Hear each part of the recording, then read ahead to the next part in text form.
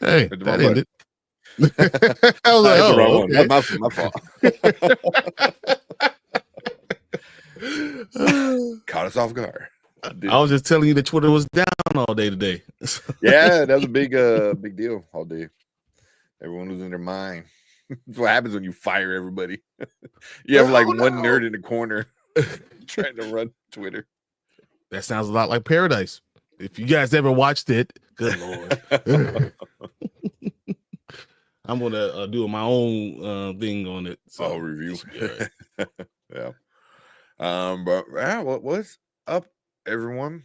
We got a bunch of people in here. Yeah, everyone was waiting on us because I was looking. know. I was like, oh yeah, we didn't take. We don't get to talk, so like it's hard. I know, like yeah, our only time to like talk, especially like about like non-show stuff, is either before the show or after the show. So yeah, it's like it's good to be able to sit down and have a conversation, and then we like, oh yeah, we gotta get started. Sorry. Yeah, pretty much. Let's see who's in chat right now. We got Maria saying Hey, hello. Maria. We got Sully Streams. What's up, Sully? Says I can't believe I'm here before the Kings. Well, we were here. We just technically. Yeah. Technically. Appreciate you, Sully. Yep. Collector Movie Man saying, hey, Spoiler Kings, just wanted to ask if you guys are going to show the final trailer of The Last of Us Part 2. Yeah, oh yeah. I already got it up. Yeah.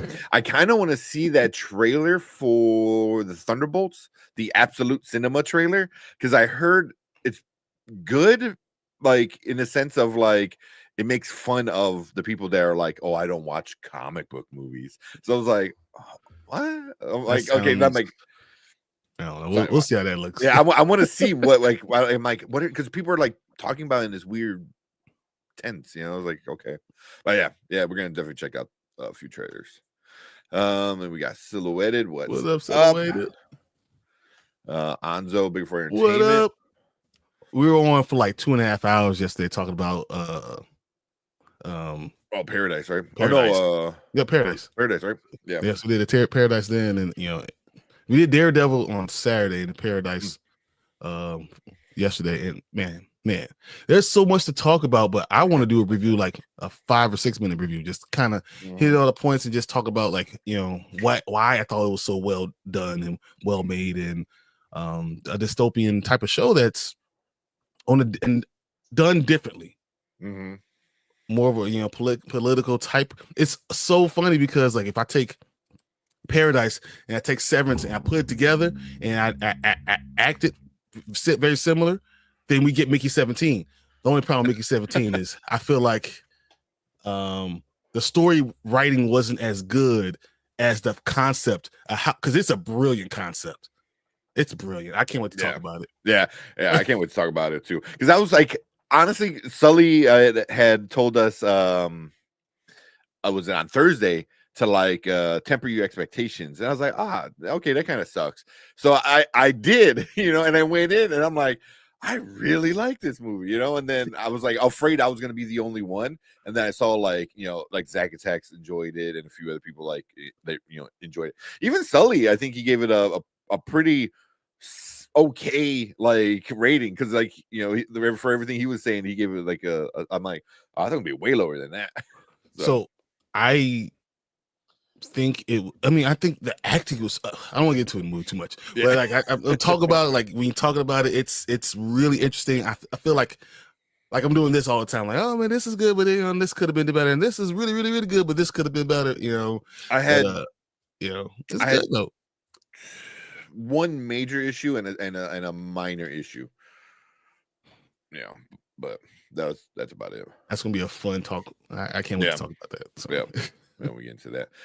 But also, you guys were on Severance on Saturday. Yep. Yeah. And so I didn't make it. I had some stuff going on. He's very quiet about stuff, but I'll shout from the mountaintop because I want to support him at all points, always. But that's up to him. But yeah, no, yeah. Well, it was when you're going stuff, you're done with stuff, and I just want him to be good. Yeah.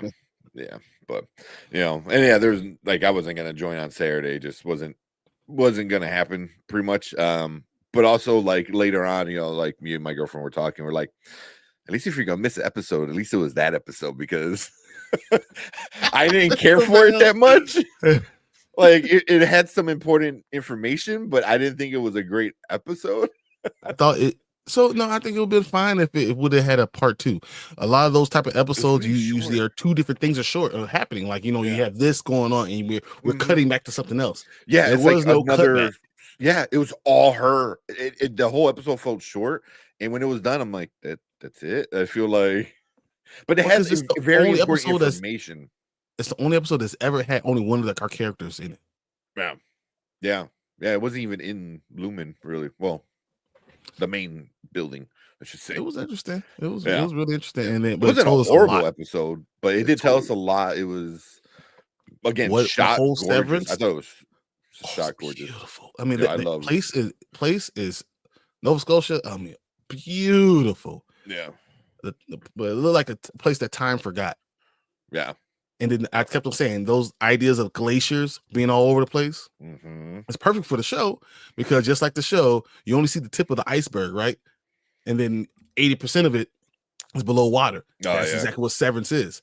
You only see the tip of the iceberg, but 80% of what it actually means is below. It's like, but so appreciate Anzo and you holding it down. I know Brandman joined a little later, so. Anzo definitely been stepping up. I appreciate him. Yeah, for sure. We got Professor Film Fan coming in. What's up? Silhouette said, wanted to say to be careful about those lead concept art for Doomsday. It said Disney's going after channels striking them. Really? That's interesting. Because luckily for no one's really watching them, so. Well, about 50. I wound up changing one of the titles, and I think we wind up getting some more views too. So a little more clickbaity title, but that's interesting. Because can they go after it because it's already out on the internet? So it's an interesting idea. It's a concept art, so it's like. And you released it. It's not like I did anything, Yeah. I mean, even if you didn't mean to release it, somebody on your payroll released it. Yeah. But I appreciate the heads up, man. Yeah. Zane, just letting you know. That is interesting. That is interesting. Saying how are we doing? We're making it work. Yeah, not too bad for Monday. Then Nikisha's in the house. What's up? Make check sure out her videos, man. Yeah, I was she was alive sometime last week and it popped up on my feed. I'm like, I'm going say what's up. I couldn't stay, I was on my lunch break, so but I was hanging out in there for a little bit. I forgot what you were talking about, but it wasn't Severance, it was something else. Was it General Hospital? Because she didn't... Possibly it was something else. I didn't know what you're talking about, characters I didn't know. So but it came in, hit that like button and said what's up. So I know she got she got like a little flustered, which I thought was like super funny. She goes, "Oh my god, it's Spoiler Kings." Appreciate it. What did I come in on? Sorry, I'm late, by the way. We're just going through comments. This is Nikisha's her channel, and it's doing pretty good. Almost at 100 subscribers, I think. So that's awesome. The things that she's doing with her daughter, really cool, and it actually encouraged me. So I tell you, I'm going to do a Paradise review on my own because these guys won't finish the damn show. So I'm going to actually do it with my dad because I was like watching. Nice. I was like, there's nothing better than be able to do it with your parents. So I'm going to corner him tomorrow, and we're going to knock that out real quick. So. I'm still playing catch up on that one. I've been giving that show my undivided attention. I can't do anything else while watching that show. I need to give it my undivided attention. No phone, no computer, no nothing. Really getting into that show. I'm coming up on the midway mark at this point. It's pretty good. But awesome show. I'm glad it ended last week. So and now I'm just hoping that it comes out before Valentine's Day next year because I think that'll keep the momentum going. Yeah. You got to do it at minimum yearly minimum. Yep. Yeah. Let's see what we got. We got. Have you seen that with T? What's up? What up, T, man? saying you just watched Daredevil. Let's know what you What thought do you about think? Yeah. You know, you have pretty good taste, so I really want to know. it. Yeah. Say like Mickey 17. So, Mhm. so it was I really cannot good. wait to talk about it. Because there's parts that the concept is so brilliant. I don't know how. There's always going to be times where you don't hit with a brilliant concept. I think it's just outstanding. I wanna read the book now because Yeah, I feel like 7. Mickey 7, because I feel like there's some things that the movie didn't fully tap into that I wonder Explained the if hell out of a book- lot of stuff. It took an hour to get into. I can't give you all the damn answers or what's going on in this world. Yeah. When we get into it, I'll because it's part of the issue I had with it is one of the things I wonder if they get into the book. If they do, I'm not sure, but I do want to read the book now. I'm definitely interested.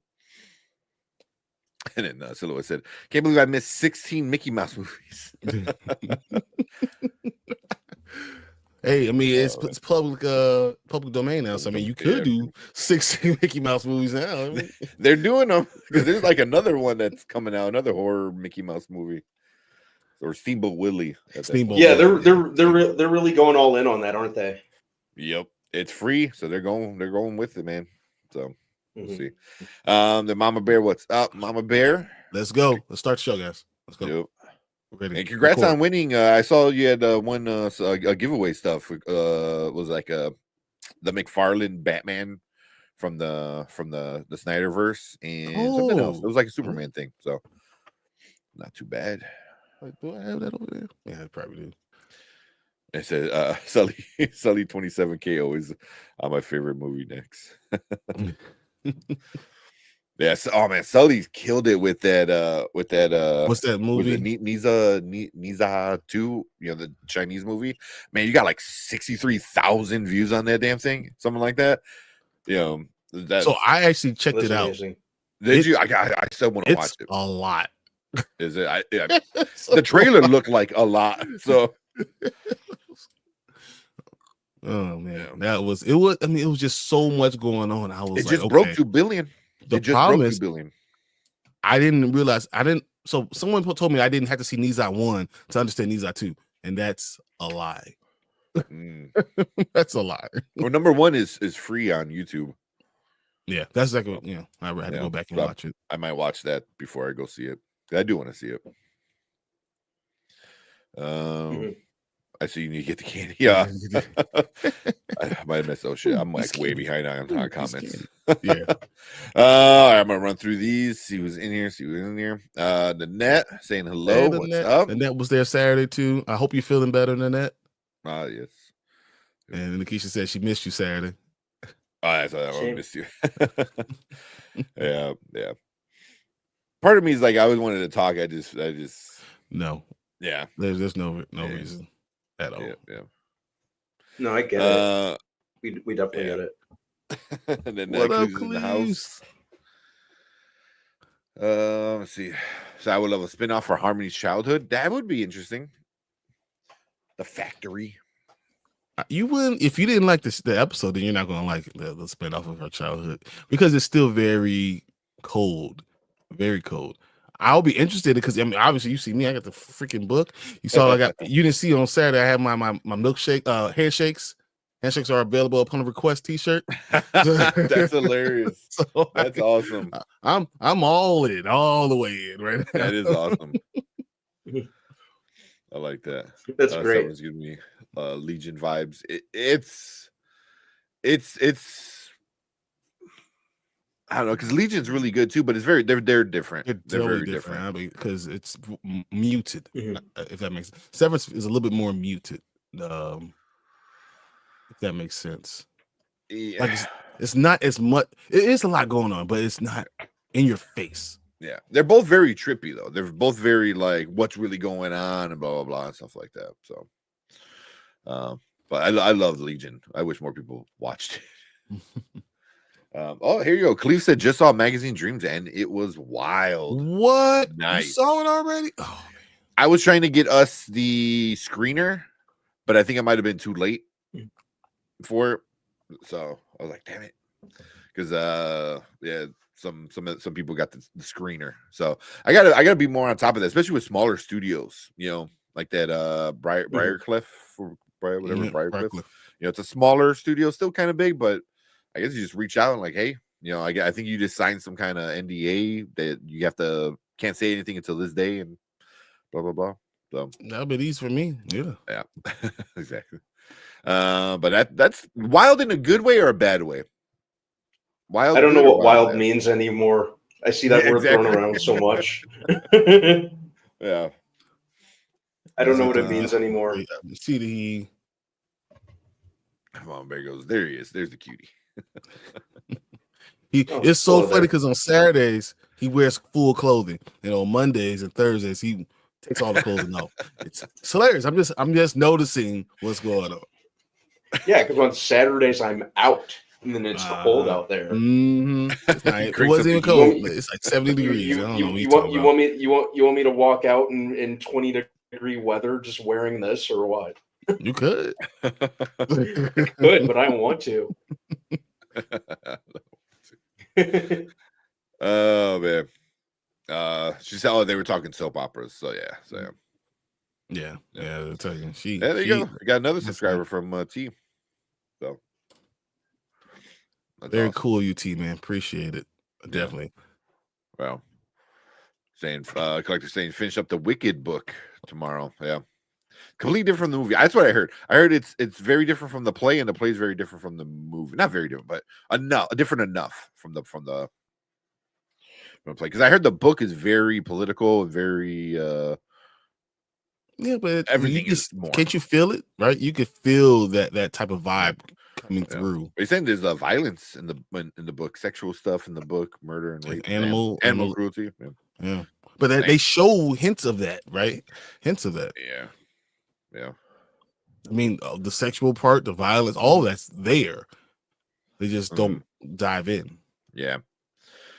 Then that says, I was wondering if you heard anything about the Mayfair witches. Yeah, we're gonna talk about how it ends because I've been trying to get them to do it, man. I'm like, good guys, come on.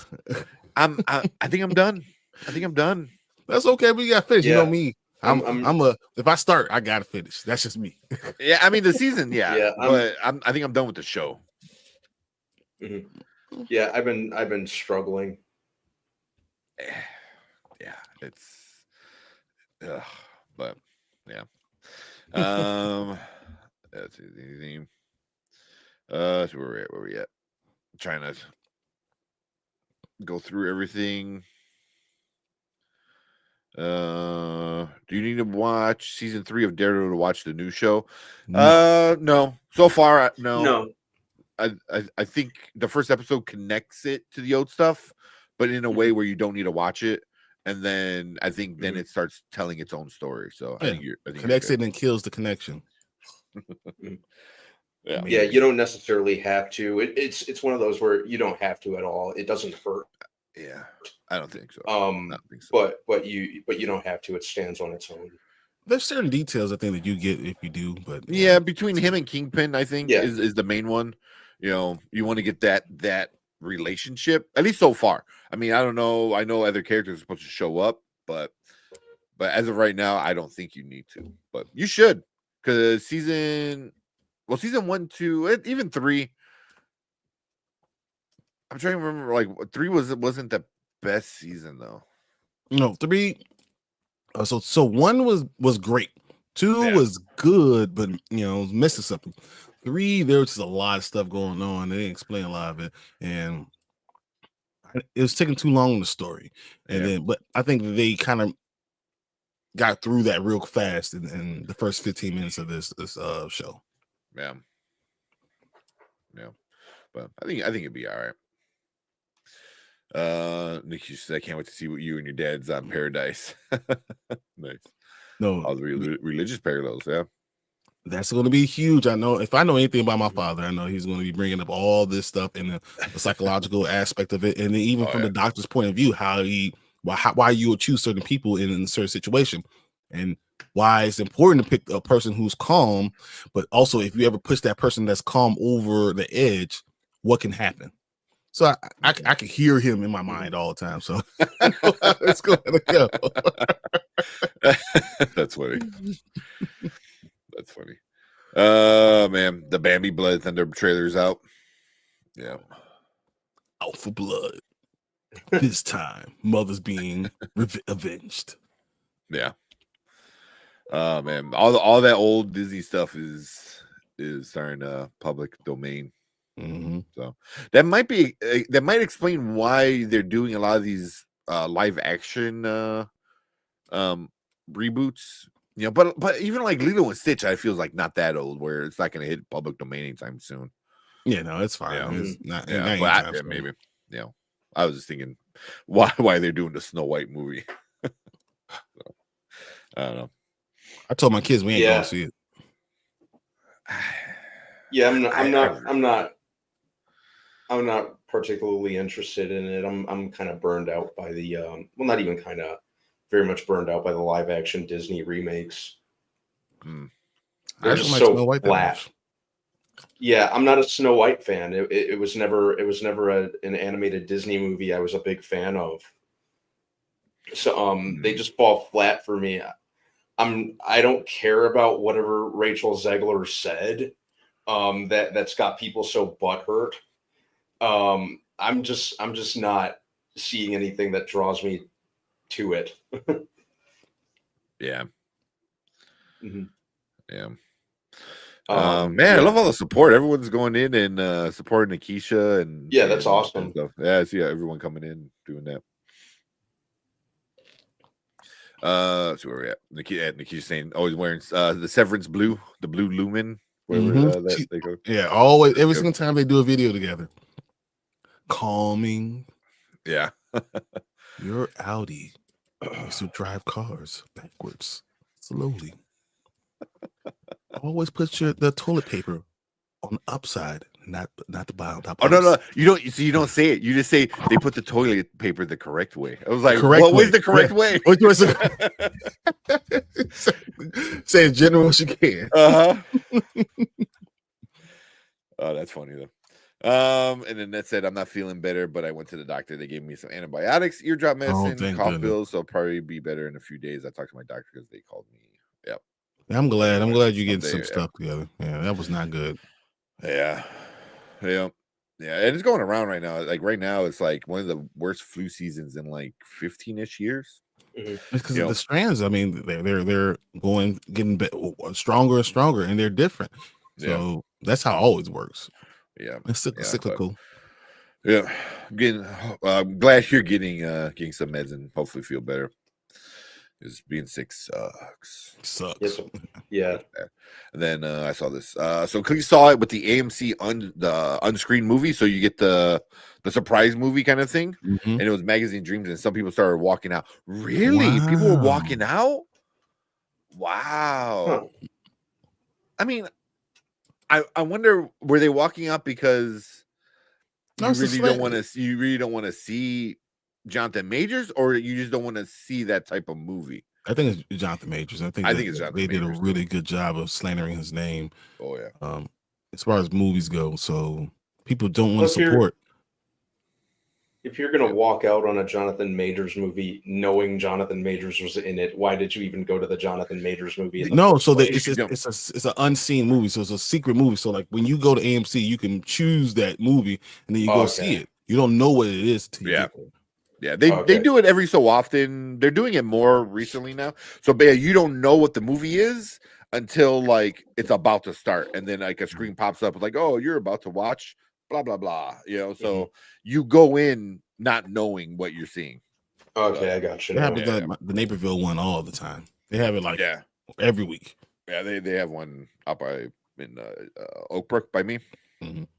The only problem I have is it's on Tuesday, and I do 2 shows on Tuesday, so I'm like, well, it's on Tuesdays, and it's like 6-ish for like our time or something like that. So it's a little too early for me, but yeah. Well,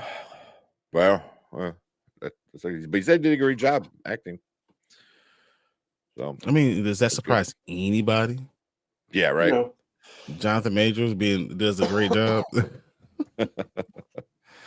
And Mom Bear said she likes the tank. By the way, got your X-Men tank. I believe it. And then them get mad and he just rips it off, dude, Hulk Hogan style. Yeah.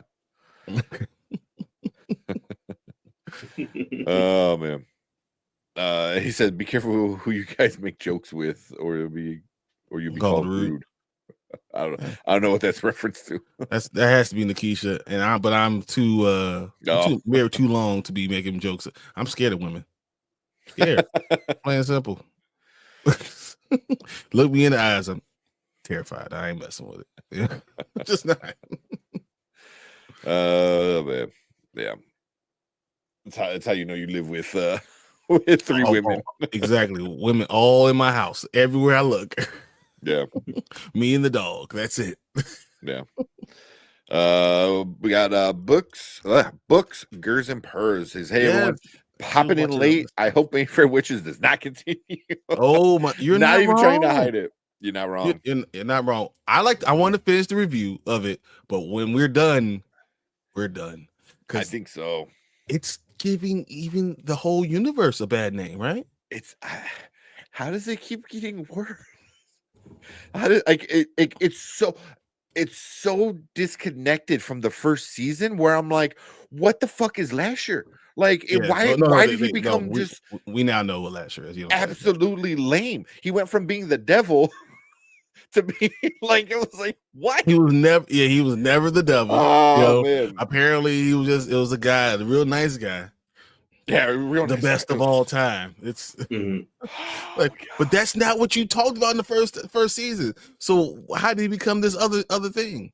Like, yeah. Okay. Oh man. Yeah. So Nanette saying, I know no one likes Mayfair Witches, but I think they did a really good job bringing to life. I read the books and I love the show. Really? I haven't read the books, so I don't know how close they follow to the books, but I follow the Naughty Librarian, which sounds silly, but she's just like a former librarian that talks like different like smut kind of books, and the Mayfair Witches and Anne Rice and stuff like that. So, yeah. Wow. It sounds more belongs on a different website. Kind of thing. But she's good. But she had a lot of issues with this season. So I think it's just not put together well, and some of the acting's not good. Oh my god, especially this last couple episodes. I feel like there's some people that are very hard to enjoy to like. Yeah, if I can leave it at that. Just it's hard if you're a main character and I just can't like you. That's not good. Yeah, you're on bad terms with me if you can't do that.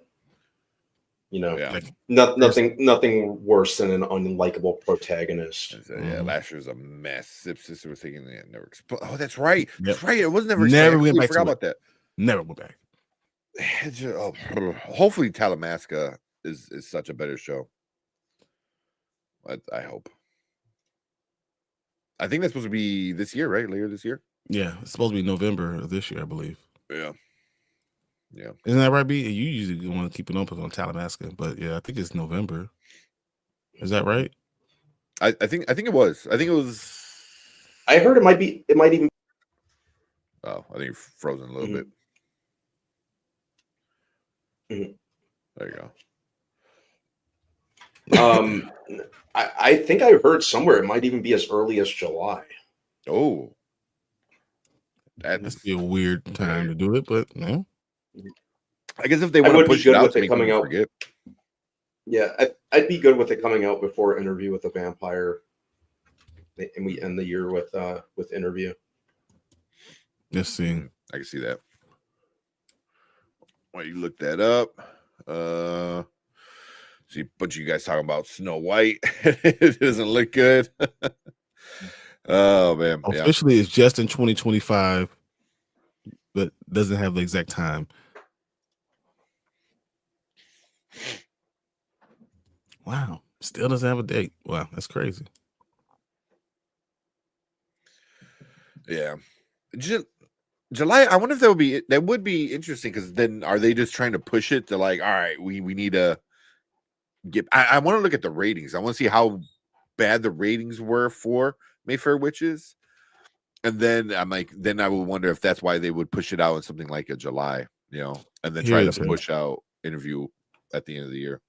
The Talamasca would premiere in late 2025, but all releases from AMC regarding the series has just said 2025 debut. More recently, various news outlets have said that it premiered in 2025, others in late 2025. So as of right now, we have no idea, but I would expect late 2025.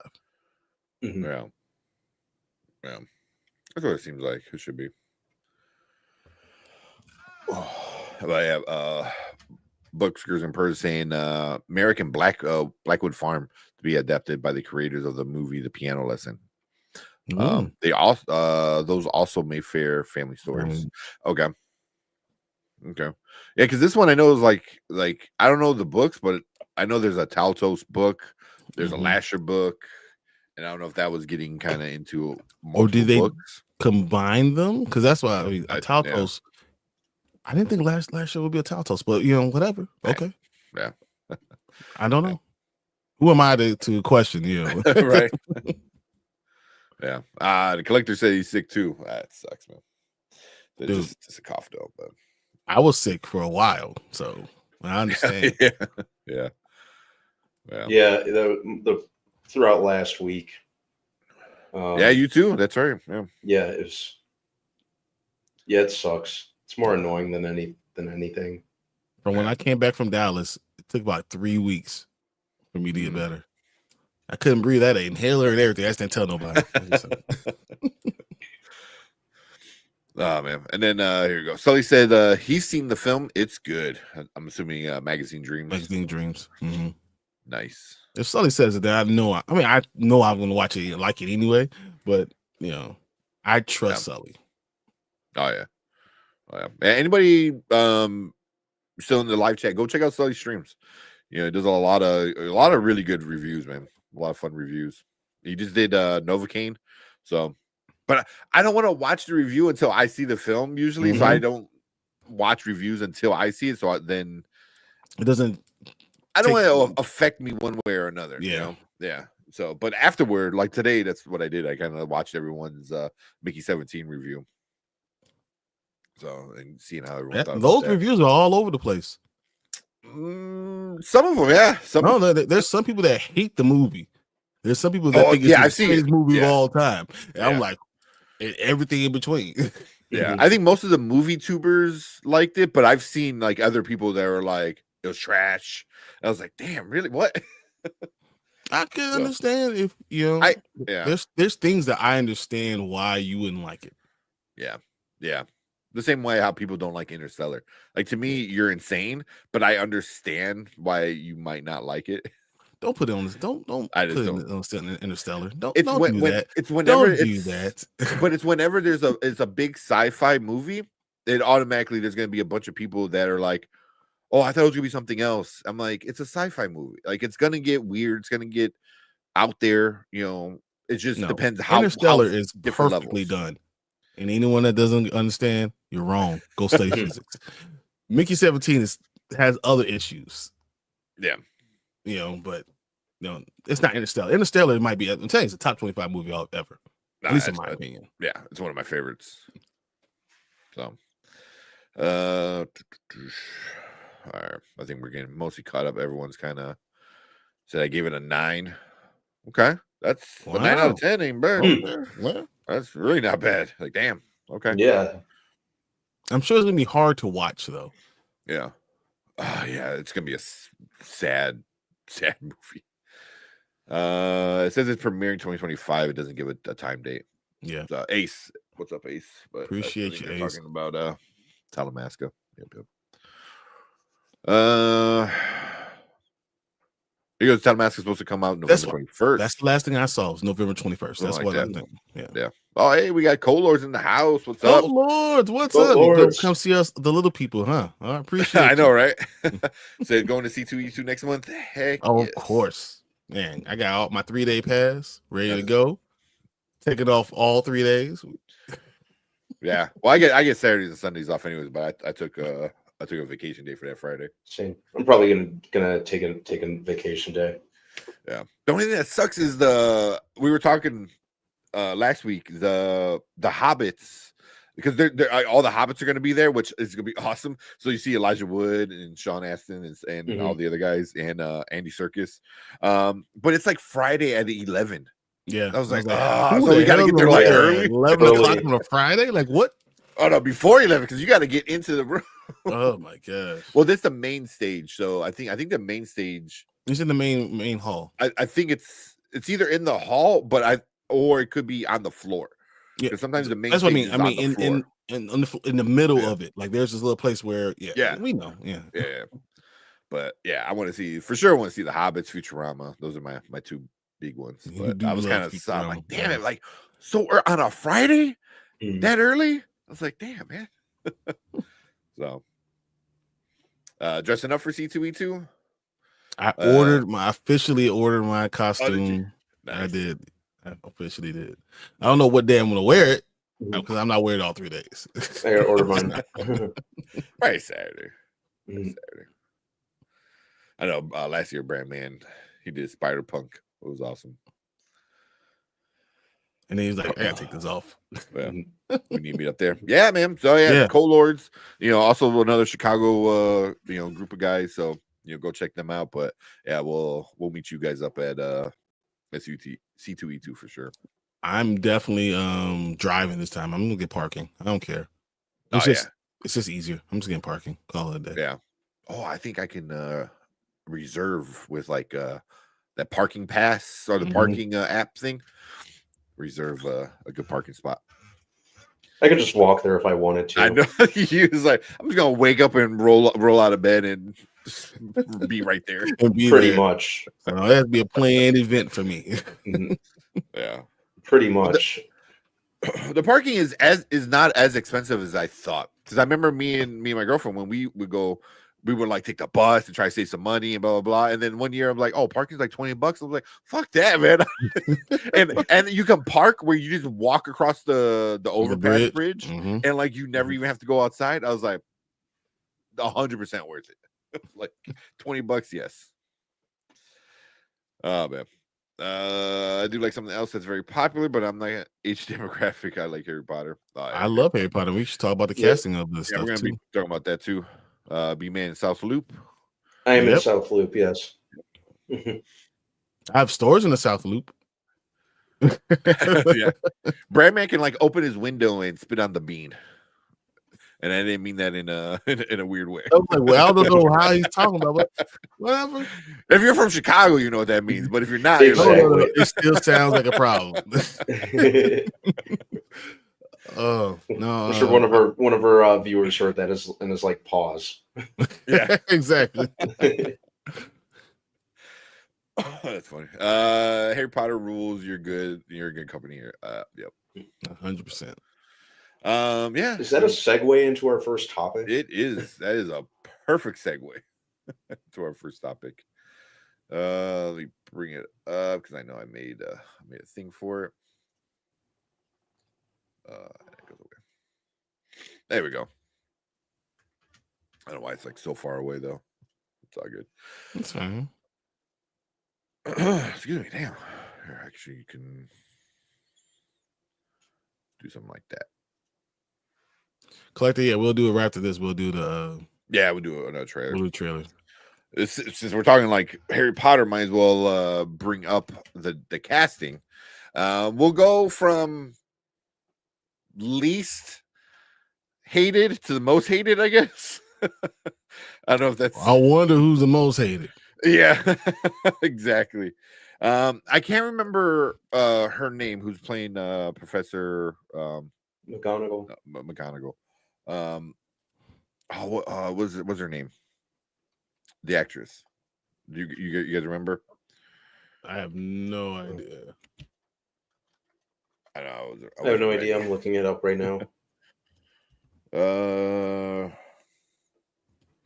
I wonder if that Janet McTeer. Yep. Yeah, so she's your Miss McConaughey. She was Ozark, The Menu, Woman in Black. So I'm trying to think like anything big she was in.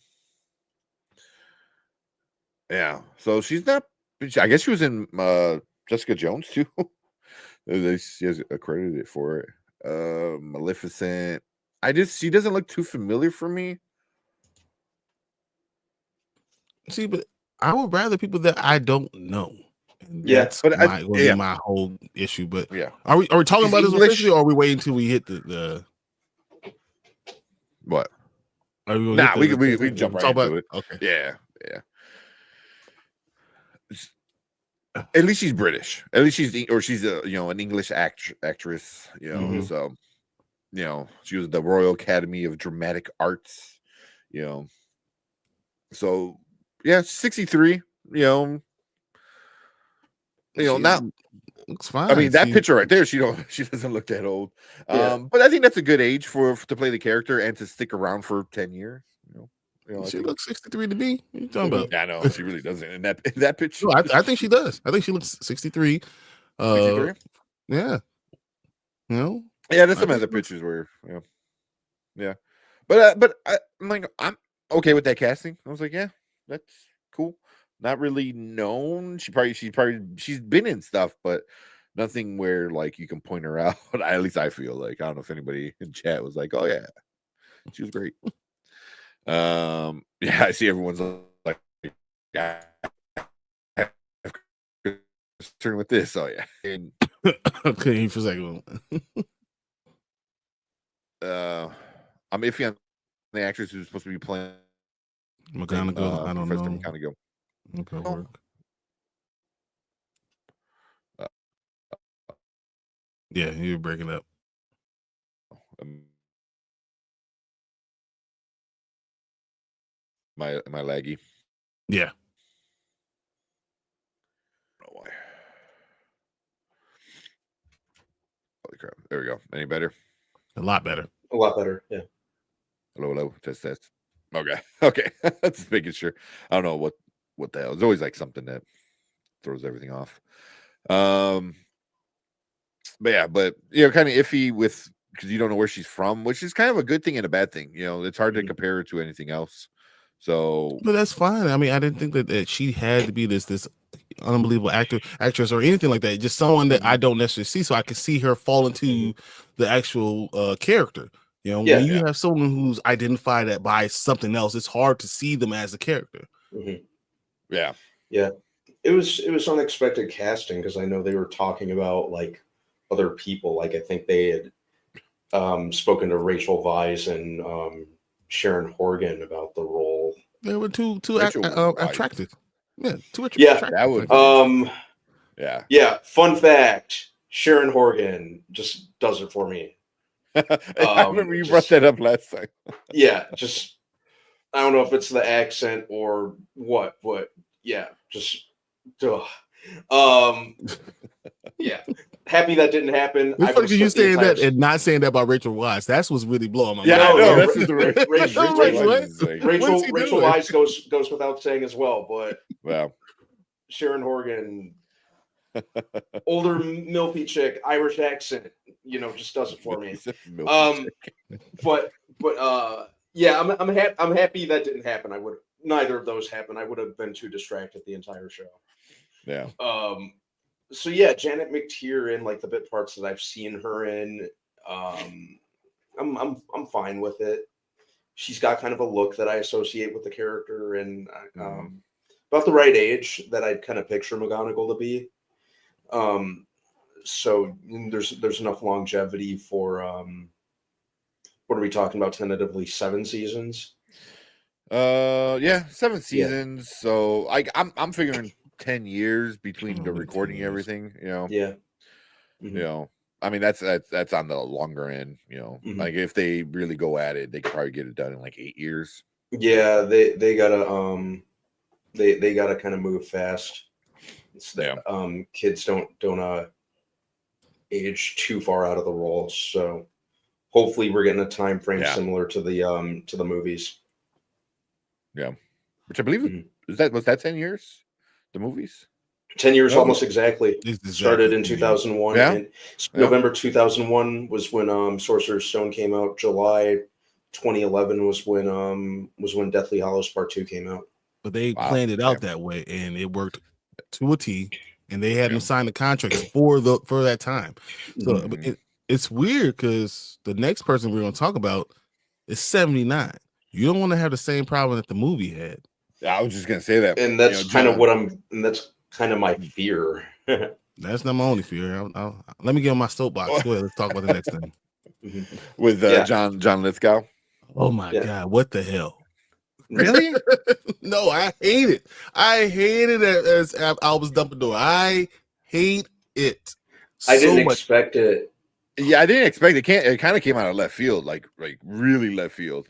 When But I think of I Albus don't hate Dumbledore, it. I don't think of John Lithgow. There's no way in my mind that's the person I'm thinking about, the character. And once again, another person who's been in so many movies, it's going to be hard for me to see him and think Dumbledore. Mhm. That's I not think- going to happen. Yeah, and he's a great actor, but like I'm not sure I can really picture him as Dumbledore. One thing that I always associate with John Lithgow is he always plays kind of surly or aggressive characters or silly. or silly. I think Mhm. great actor, but And he's American. I don't want my yeah. Dumbledore Yeah, he's being American. Like And- I don't like it. I'm sure he'll play it English because he has done English accents in the past. But I expected, same drill as the movies, English, Irish, or Scottish casting. It just because it takes you to a different place.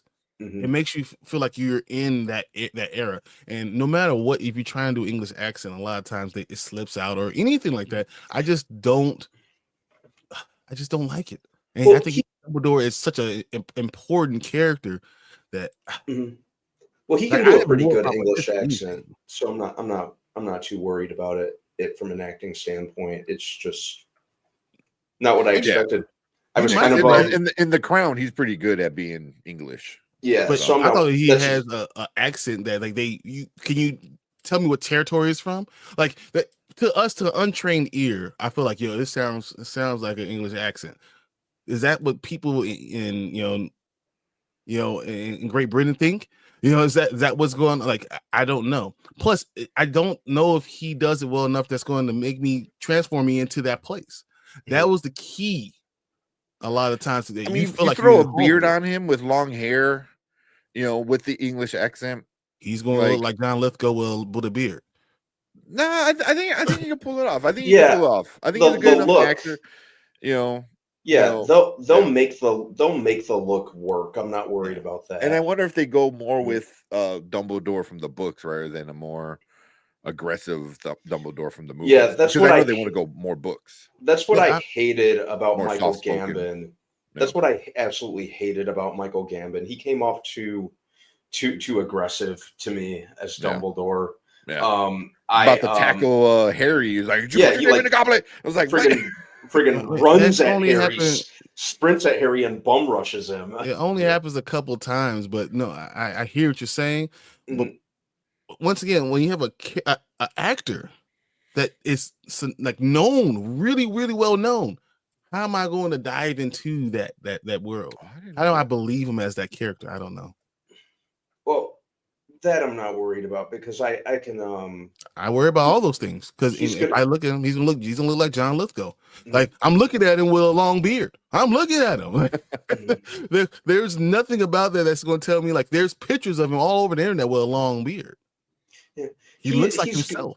He's good enough an actor where I can buy him as the character he's playing. So I'm not really worried about that. It's just how much longevity he has is my big concern. And you want someone that's younger. Like I don't know if it could be. I mean, that much 79 younger. is not horrible. I It's think not like that's- he's 89. couple That's couple age I years. would be. Yeah. Yeah. Not I'm not sure I want Dumbledore to be pushing 90 by the time the show concludes. Yeah. I mean, that's the. Well, he won't because he dies. Yeah, I was gonna say, yeah, he doesn't even So last all the way to he, the end. He dies, so he'll be fine. Yeah. Wait to 86. We good. 85. Oh yeah. Yeah, you didn't believe Michael Keaton as Batman. That's the thing. A lot of people, Oh, no one did. Oh, everyone expected him to fail. I was 5. I did. It was fine. Yeah. Like Yeah, yeah, he was gonna be the. People were like, "What are you doing? Why are you taking Beetlejuice?" Or not Beetlejuice, but like No, because he was just out a year before. Yeah. It'd be interesting if Tim Burton's original plan was carried out of casting Bill Murray as Batman. You don't believe me? Look it up. Yeah. Well, yeah. I remember hearing that. It's 1989, so I was 5. So yeah. He was Mr. Mom. There you go. Yeah, Mr. Mom. There you T. Yes, but he wasn't 100 different characters. So do you guys really want me to go through all the things that John Lithgow's not been in? How about this? Do you want me to go through the things that he's been in the last 10 years? Yeah. Like you really don't. I mean, he's you really don't. What's his like? Because he's what 19. I remember the big thing was him in Footloose. That was like an early thing. That was what mid 80s. What else was he? He was in like TV show Third Rock from the Sun is where I mainly remember him. From because I was and that lasted for a minute. Yeah. He's a capable actor, so I'm not worried in that regard. Yeah, and he's definitely changed his, like in Footloose, he's obviously a very different character who he is in The Crown, in Conclave recently. I'm on what was it? I'm on the 3rd page of his stuff, and I haven't gotten past 1991 yet. Yeah, so no, he's been in a lot of stuff. I love him in How I Met Your Father or How I Met Your Mother. Yeah. So. I mean, was that Daddy's Home? Is that what that movie's called? Yeah, I didn't see that. I haven't seen the second one. He was in the second one. He was Will Ferrell's father. Yeah. So, but yeah, so yes, but I mean, online, there's a lot of people that aren't happy with it either. There's a lot of people that are pretty okay with it. He's 60-40 with people not liking him. I would put it, around there. It's gonna be an interesting one for him. But let's move on to the big one that my God, people are making videos, making videos on both sides of everything. You know what I mean? With I don't know how you pronounce his name, Papa, or is it? Yeah, Papa Izadu. Yep. Hey, that was really good. That was the best you. I never thought you would go that. Wow. Don't tell me to pronounce his middle name. but yeah, he's a British actor. He's fairly new. 2012 is when he started his acting career. Shakespeare company acting guy kind of guy. So he did a lot of stage stuff.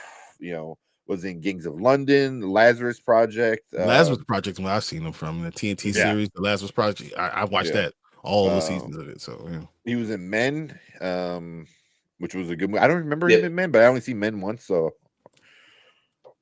but yeah, the Genie, which I'm not sure that one was for a few years ago. The Outrun, I haven't seen that one. I May Destroy You, But Lazarus Project and Gangs of London, I remember seeing him in that. So I mean, the whole Lazarus Project he's the star. So yeah, Lazarus Project. Yeah. I don't think I ever finished it. I think I saw a few episodes and just I'm like, oh, it's cool, and then just never got back to it.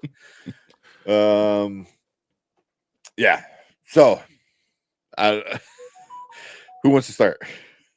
Because I guess I'll jump in. Go for it. Another actor I like, just trouble picturing him as Snape. I don't. Poppy Snape. I know the very obvious reason people are upset about it. Well, because he has his chain out. You don't like the chain? He looks too young. Showing off just there. It's probably what it is. It's the chain. It's the swag. You don't like the swag, right? That's what's this. Okay, I got you. There was another picture I was gonna use. I just felt it was AI, so I didn't feel like I should use it. But somebody did an AI of him, kind of as Snape, and he had instead of long hair, he had more like dreads, and he had the obviously the black gown, the black suit, and all that stuff. but they kept a beard, I think, for him too, or something like that. Mhm. But it was an interesting AI like art. Like it didn't look horrible, but yeah. But that's why not people aren't complaining that he's not a good actor. They're not complaining whether he's British. capable of. They're not claiming he's British. He's carried the entire show on his back. He's done showing that he has the chops. He is send it to me, please. All right, I'll find him on the way. Done it. He's done it like on the plays. Like he's classically trained. So but some people have problems with other things. Yeah. Here's the problem. I think he's too good looking to play Snape. He's a good looking black guy, and he might be too good looking to me believe that people are just ostracizing him because of that. He's a good looking guy. He really is. He also has a very innocent look, which I can't quite associate with Snape. If that makes sense, it kind of reminds me of Lakeith Stanfield. He's just got those very like he's got those very innocent looking eyes. I don't know. So the more I've seen of him, the more I think he just has too much swag. Does that make sense? Like he's too cool. Too cool for the role. To play like somebody like a Snape. You're good looking. You're cool. You got this aura about you. Mm-hmm. Snape kind of has to be like almost like Drury. Yeah. Like Eeyore, almost like to that point. And, that's a good comparison. Yeah. I don't see that part there. And Alan Rickman's so synonymous with the role that whoever they cast after him was inevitably going to be in his shadow. Mm-hmm. So I understand them wanting to just feeling the need to do something different, totally different. Yeah, kind of deviate. I don't know if Adam Driver would have been a problem. Adam Driver, he's got the look, but there's no way he was signing on for 7 years. No, there's absolutely no way he'd have done that. But that's the thing with fan casting. A lot of fan casting is like, oh, he looks like him. But I was like, can he pull it off? I don't know if he can pull it off. And Adam Driver could pull it off, but he's not going to. He's not going to do a British accent. Like I don't never heard him do an accent. I don't know if is he good enough to do one. I think Adam Driver's a good actor. He's a great actor. I love him. But it's like, but if say if they hire somebody because they look the part. Like say like Adam Driver, but he just sucks at the voice acting. Are you cool with like one of these professors with an American accent? No, I mean it'd be like Storm from X-Men. I don't know. Fernando, what's up? Saying Adam Driver would be perfect choice. He's fantastic. He's great. He's a great actor. I love him. Jade Cargill Storm. But after you said the magic word, you said Storm. If they go all in with the time periods and stuff, because it kind of the books and kind of like the extended lore hinted that or kind of implied that the movie or that the book continuity took place like during the 90s. Which would put the flashback scenes would put the scenes where James Potter was back in school and Lily Potter met. Roughly, we're talking about probably like the 70s. Yeah, middle 70s, 71, 72, 73, probably around there. Yeah. So, assuming they go through that, they're really about to have James Potter bullying a black kid for being poor and odd. They really are going there, and then you want us to like him?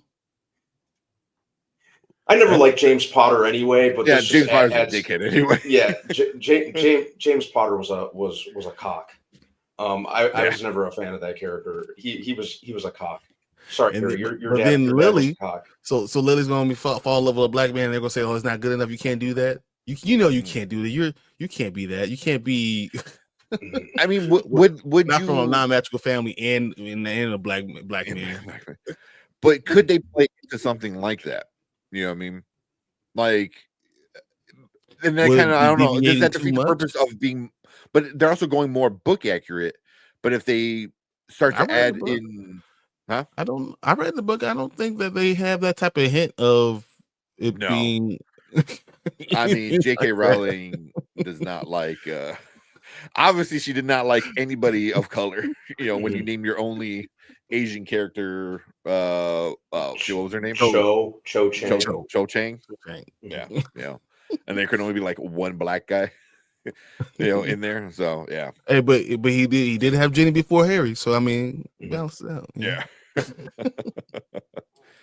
Yeah, so I mean, they could start to bring it in where like maybe, being like a black boy surrounded by a bunch of like white British kids, because you kind of start to get some of the superiority stuff with the Death Eaters, with where like pure bloods and blah blah blah blah blah and stuff like that. So it's like, But he is. but that's why it could be his way of like I don't know. I feel like you could start to like in the vampire.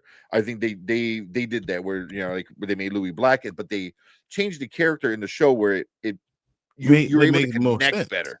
It made more sense for the character. Not saying like they're gonna like redo Snape, but if that could be something that they write into the show, that like him being black is why maybe they make Potter more of a dickhead and make him so now Harry doesn't like him, and he's I'm like the only black professor I got over. Like it's so many issues. Yeah. I mean, yeah. Make me not like Harry now. Now I'm gonna revolt against him. There was more than one. In the book, I thought it was just one. In the book, there's more. Even in the movie, right? Because in the movie, there's like one or two at the most. There's in the one, book, and then they replace him with another black kid. It was the boy that was with Draco. I think I could be wrong. It's been a while. No, I mean there's I know these names. It's been a long time.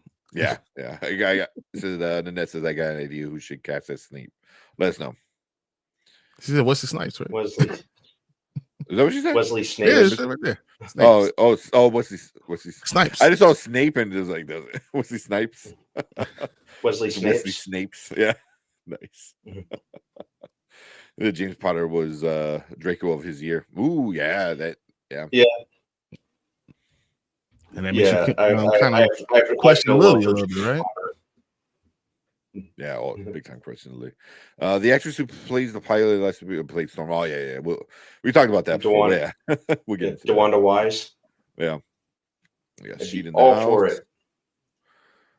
Yeah. So watch them end up casting Cynthia Erivo like I'm fearing they will. Don't. Yeah, I know. No disrespect, I don't mind her at all, but she's not Storm. No. Yeah.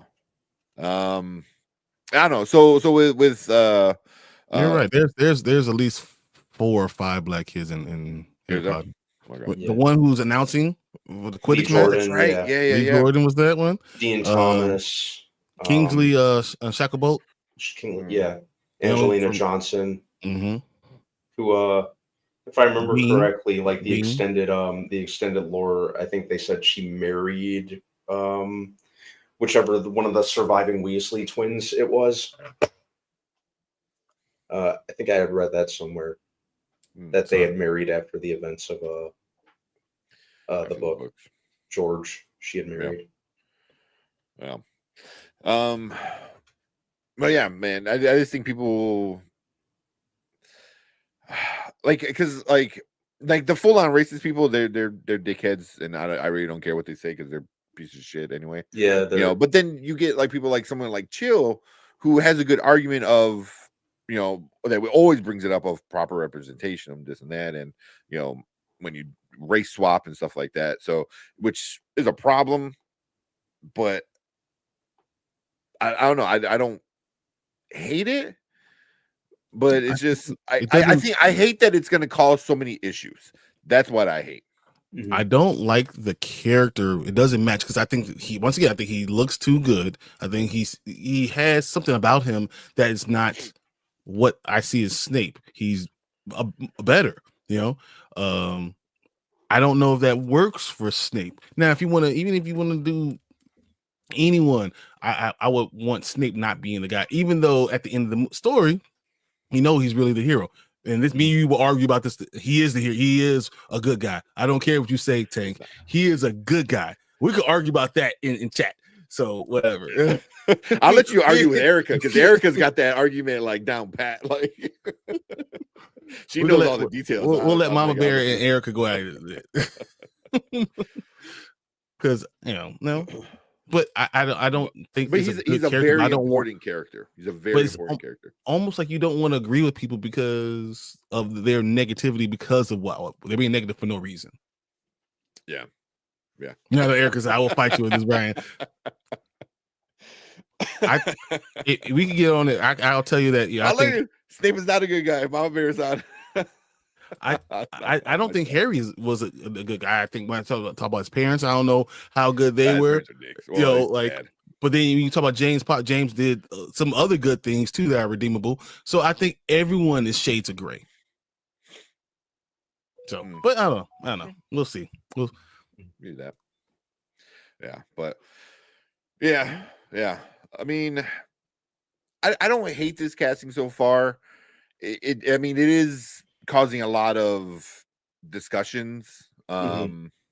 Whether an American actor should even be casted, like John Lithgow, whether a black man should be casted as Snape. There's so many. I don't care what black man. I don't know if this guy. Yeah. Well, I mean, that's what a lot of people are saying on both sides. You have a lot of people like defending it, like kind of like, oh yeah, it's fine. I'm like, yeah, it's fine. He's a good actor, but like you said, actor, Brian, like, is he too? Like you said, too good looking, maybe too much swagger, walking around, so yeah, it does raise the question, because you have to do something that deviates from the iconic predecessor, and that doesn't go just for the casting; it goes for the writing, and how the characters are translated to screen. So that kind of makes me ask myself if liberties are going to be taken in that regard. Will that be blowback from it? I'm sorry. Another issue. Will it be blowback from it, taking liberties? Inevitably. Could that cause people to not want to watch the show?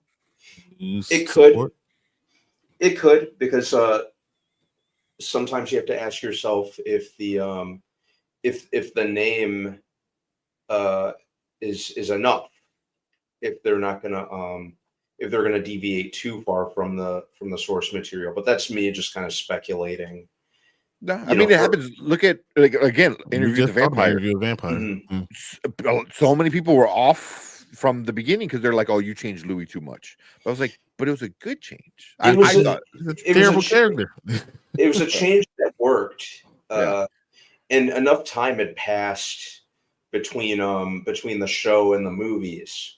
Yeah, to where they were kind of on safe ground, which kind of makes me ask myself, are they jumping into this too soon? The movies are still pretty fresh in everyone's minds. Mm-hmm. It's been, they still hold up.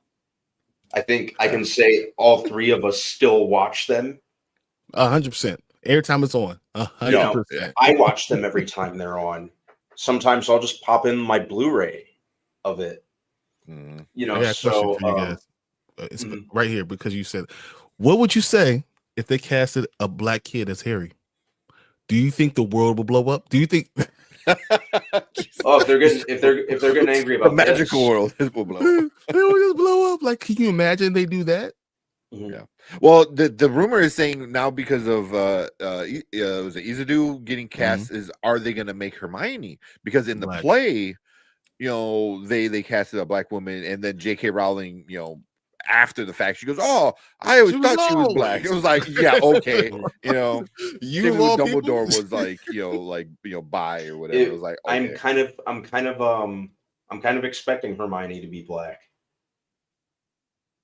I'm What if they go Harry's mixed?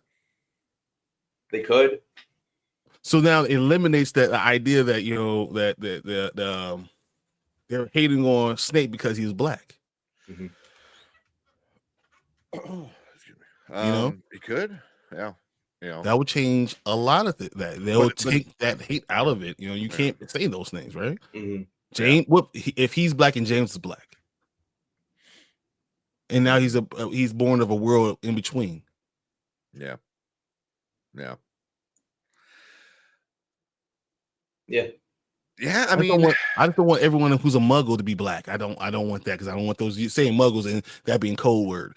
That's well, Snape is especially considering the Death Eaters were essentially like the equivalent the magic Nazis. The magic the Wizarding World's equivalent of the KKK.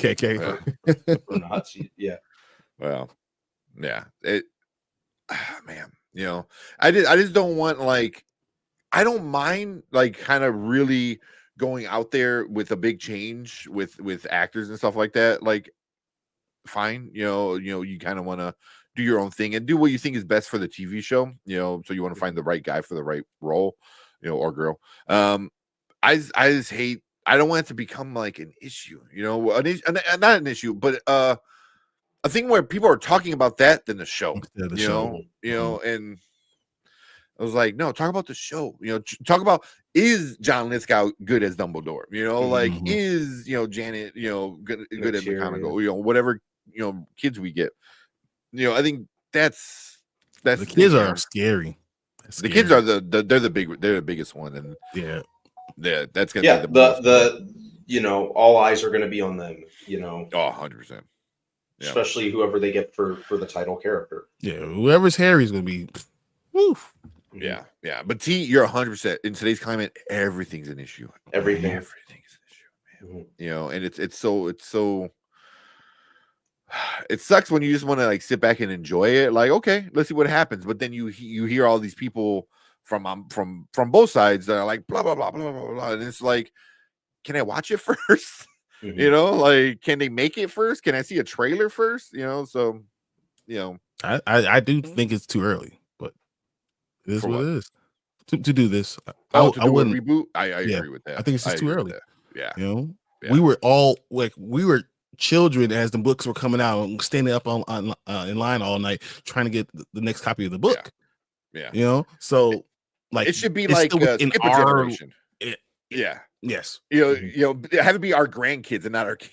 Exactly. I 100% agree with that. It's way too early. But WB, man, they as soon as Discover bought them, they're like, more Harry Potter, because they know it's gonna make a butt ton of money, and it doesn't matter what J.K. Rowling says or does. People are gonna buy it. It doesn't matter. People, you put that lightning bolt HP, and people just give them their wallet. Shut up, take my money. Legit. So I don't know if that happens. Can you ruin something like can you do it too much? Yeah. Too soon. Just doing too soon. Yeah. So we'll see. I mean, maybe hopefully they go a different route with being closer to the books. And being 7 seasons, with say at least 10 episodes, an hour long. That's 70 hours, so. But then they're going to have to go through things, other details. As much as you're going to add all the details from the book, you want to have to add more stuff. Add more, to really to flesh out a lot more stuff. So which I'm 100% expecting if they're going the way of the TV show. They have no it's going to be they have no reason. They have no reason not to. Yeah, exactly. I don't know if the beginning could be a show for kids, just like the movies. It starts off a show for kids and then grows into something that grows. I think the show's gonna do what the movies did and mature along with the viewer. Yeah. But now you have the original viewers, us, being able to watch it with, theoretically our kids or nieces or nephews and stuff like that. So, but again, is it too early? I think it is, but. And then what if we're bringing in race, I think when Mama Bear said the whole idea of mudblood, like, whoa, that's a lot. It's just a lot. And if you're making it a kid show, do we want to bring that out? Do we really want to talk about that? Yeah, I don't know. It might be a good reason to do it or a bad reason, So I'm not on either side. I'm just wondering. Yeah, yeah, but I think they're gonna mature with. I think that's what they're gonna go with. We'll see. We'll see. I don't know. Do that. Yeah, we'll see. The movie. I said the movie should be the blueprint. I think the book should be the blueprint. I think the book should be the blueprint because we already have the movies. We don't need to make a copy of the movies, Because if you at least try to be more like the book, then you're different enough from the movie. And even trying to be like the book is still going to be different than the book, just because what Brian said, like you're going to have to add extra details and stuff like that. So, it's going to like fall in between, with not being the movie, but not being the book. So it's going to hopefully be its own thing. So, like who brought it up earlier, Wicked. Wicked got the book that's very different from the play, and the play is different from the movie. So, what medium do you want to enjoy this content from? So, we'll see. But there's one casting that is a rumor that I am on board for, especially now for me. Brett Goldstein as Hagrid. I'd be good with that. 100%. The more I watch Ted Lasso and the more I see Brett Goldstein turn into this different character, just do that, but less F words. That's 100% great. That works. Less F words. I don't know, maybe because I just love what's going on with Ted Lasso right now. But I love his character arc. But I think he'll be great. Obviously, you'll probably have to do a lot of CGI. A whole lot because he's 5'10". He's not that, and he's kind of thin. He plays a soccer player, real skinny. But I mean, it's the same thing. Like he's playing Hercules, in the MCU. So I mean, you can put on some muscle, but you can make it work. I mean, the dude that played Hagrid before, he was a bigger dude anyway. Yeah, they still made him giant bigger. anyway. Yeah, so Robbie Coltrane was Put him on the stool. He's literally 8 feet tall. Yeah. But I am on board with Brett Goldstein. Like just Ted Lasso, that show with his character was definitely like, do less mumbling, and less F words, and he can knock it out of the park. So, T, you're not that old. Yeah. Being old, I forget all the movies, so I have to refresh when I watch with my kids. Who should play Harry Potter? Somebody we don't even know. Yeah, some new on the scene child actor. I want them to be someone who's seasoned enough that can deal with all the hate that's going to come their way, no matter what. What's up, Delta Dan? Yeah, and the good thing is, I believe at the very least, Daniel Radcliffe said he's willing to be there for the kids. Oh, he will. Daniel Radcliffe is one of the coolest people ever. Yeah, so, he will block a lot of that stuff. You tell him, no, you're going to be wrong. I'm Harry Potter. I'm telling you, this guy works. If he says that, what can you say? Yeah. But I can see him like really trying to help protect the kids too, because like being there and knowing it and say, because if you're a new kid to the scene, you assume the parents don't know how to handle it either because they're new to the scene as well, So, but I believe he said something along those lines that he's willing a child actor, something out. like that. Yeah. We got viewer Drew in the house. What's up, Drew? What up, Drew? Tom Felton for playing Lucius, so he's play his dad. 100%. That would be great. I'll be down with that. That would be a great like thing that kind of pulls the shows together. Yeah. And he could pull it off. I think he could pull it off. But cool. Yeah, that's our thoughts for the casting so far. These are all, I believe they're all confirmed at this point.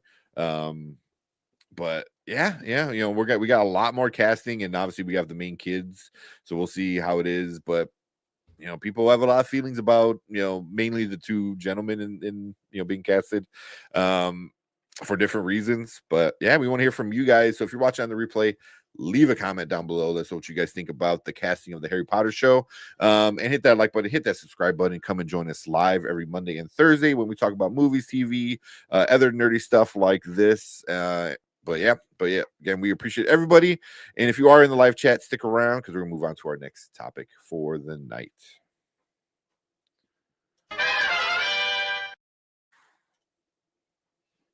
All right.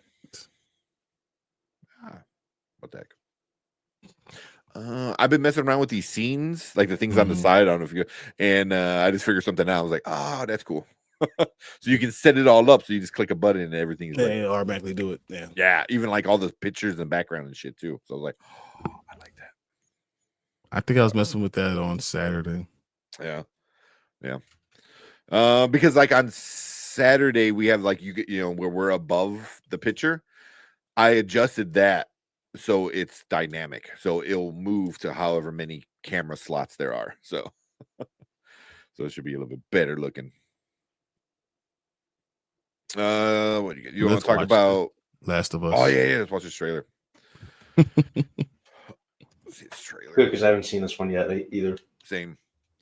I want to see this trailer. I want to see the Thunderbolts, the Absolute Cinema trailer. Mm-hmm. So just because I'm curious on what it's about. Cool. And also, what's up, Delta Dan? I saw you in the chat, so appreciate you coming in. Yeah, I'm starting to feel better. Oh, your eyes are glued shut. Everyone's been sick like the last couple of months. My mother-in-law just got over being like sick for like 3 weeks, something like that. Mm-hmm. Sucks. It really does. Because then Erica was by herself with the 2 kids, like no help for like. By the end of the second week, she's like, "Oh my god, I felt bad for it." Just come home. Yeah. Just come home. I think I went up taking a day off just to try to help out a little bit. They're little freaking feral animals, man. But mothers are just amazing, honestly. Be able to deal with that, especially ones who stay at home. Oh, dude, you like superstars? I don't know. Yeah, Oh, it makes sense. All right. I love my kids, but I would choke the hell out of them. I know. There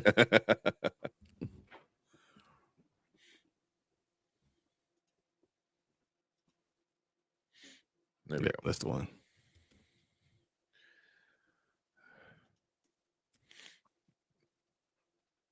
He's like, he's asleep. Me? Yeah, you good?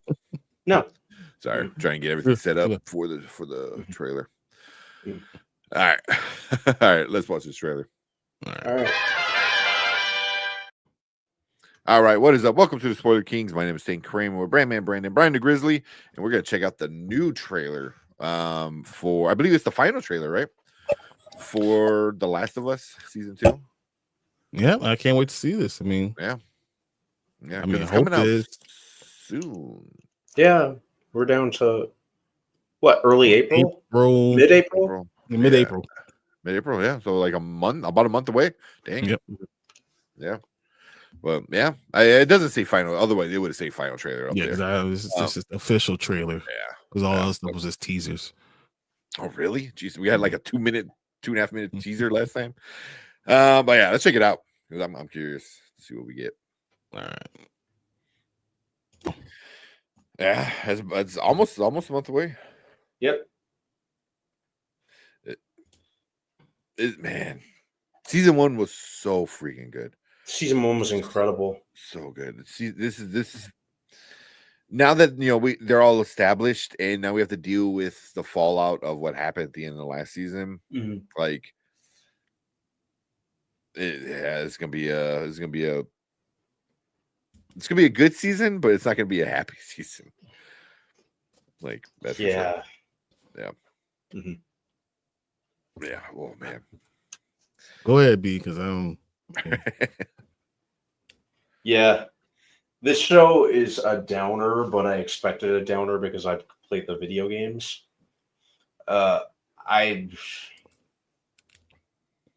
really excited where they go with this, and if they're gonna let if they're gonna include certain key plot occurrences in this season. Oh, of course, it's going to happen. Mhm. Yeah, Uh, yeah, it's gonna happen. We should do squares on the episode. What like- episode? We should do some bets. What episode? but yeah, this trailer set the tone right away. Reintroduces us to the world that we were in last time. It's got that appropriately dreary, almost kind of pessimistic feel to it. Even that remixed Nirvana song, like Mhm. was very, very like chilling for the show, Mhm. for the trailer at least. Wow, yeah. Oof. I'm not ready. Episode 4. Episode 4. No, I think we should legit. We'll do some betting or something like that. So squares for all the originals. We'll put all the. I bring my board out right here. We'll put names by what episode we think is going to happen. Because I think it's gonna happen at the end. I think it's gonna happen towards the back end of maybe It wouldn't surprise me if it happened at the very end. penultimate. It's the penultimate episode. Imagine how crazy and like brave the writers would be considered if they have that happen Episode like 2. episode like yeah like, not even at the midway mark. Yeah. Well, you see, his hair kind of changes more gray, so that makes me think that it does. Oh, you never watch this? Oh, that's so good. If you're afraid of zombies, these aren't zombies. You're worse. They're fungus. They're worse. They're like fungus. I don't know. Yeah, right. Fungus. They're like killer mushroom people, basically. They're the worst thing because it's like this is poor mushrooms can grow on humans. So like this is the worst type. It's too scientifically accurate. I hate it. Yeah. But, I don't know. Yeah. This is going to be interesting. Every episode, I feel like we're going to cry. Like a little bit, like one tear is going to come out every episode. I had that pretty much each episode from the first season, just about. Yeah. Wasn't it interesting that they kind of gave you at the beginning of the trailer? They gave you like this hope, and then every scene after that, they were taking hope away. They were literally pulling the hope away from you. So they give you like a handful of hope, and then they take 1 grape, 2 grapes, 3 grapes, and then by the time at the end of the trailer, you have no grapes left, no more hope. That's a good way to do a trailer. Yeah. It's good. It's good. It's also not giving away anything major. I think it's all the trailers so far, I think, are really leaning into how the last season ended. Like, oh, they're gonna have to deal with this. They're gonna have to deal with this. They're gonna have to deal with this, instead of like showing, them actually dealing with it, which I think is the best way to do a trailer. Because you had a cliffhanger ending of a season like that, like play off of that rather than potentially spoiling things. So, I think one of the last teasers we got looks of the new characters, but that was it. We didn't get anything. What was going on. Yeah. So, yeah, Eric's saying it's more heartbreaking than scary. It really is, especially the second game, which is season 2 and season 3 are going to be the second video game. So. People were in uproar about it. Ooh, yeah. Don't ask T-Virus. T-Virus is like, F the show, F the game. There's a lot of people like that, though, man. There's a lot of people like that. But if you give it a chance, I think you won't be disappointed. Wow, Aces episode 1. It could. I'm legit. We're gonna do this. We're gonna before the show starts, I'll make an Excel sheet and we'll just do like squares, like you said, or something like that. Yeah, that's a good that thing. And then you can do where in the episode, like we can do, like episode 2, first third, second third, last third. Yeah. and see who could figure out who got it right. Yep. Yeah. Oh man. But yeah. He said, yeah, they don't show enough of them in season 1. Of the monsters. Oh, the monsters. Yeah. They really don't. There's like one scene really. The rest is just you're not wrong. You see pieces of like episode 2. I mean, you see pieces as people die. You see pieces, but until the major episode, you really don't see. Like it was like 7 or 6 or 7. You really don't see a lot until then. Yeah. Fernando saying the movies later says season looks really good. It does. It looks good. Yeah. It looks I'm gonna come in every week and say this is going to be terrible. Yeah. So everyone's saying season 2 is gonna make me cry. It's gonna be so heartbreaking. Yeah. So they said I keep telling my wife she's in for a bumpy ride with the next season. Oh yeah, especially if you don't know what's coming. And then episode 3 happens, part 1, and they just hit you in the face. You're gonna be like, it's gonna be like this. It's gonna be like Red Wedding. Like anybody who read the book of Game of Thrones knew what was coming in for the Red Wedding, and then once the Red Wedding happened, it was just like my jaw hit the ground. Because I didn't know it was coming. But the people that knew it was coming were like so happy to watch us. They're not even watching me; they're watching you. Yeah. I feel like that's what it's gonna be with this show. It's like what's coming.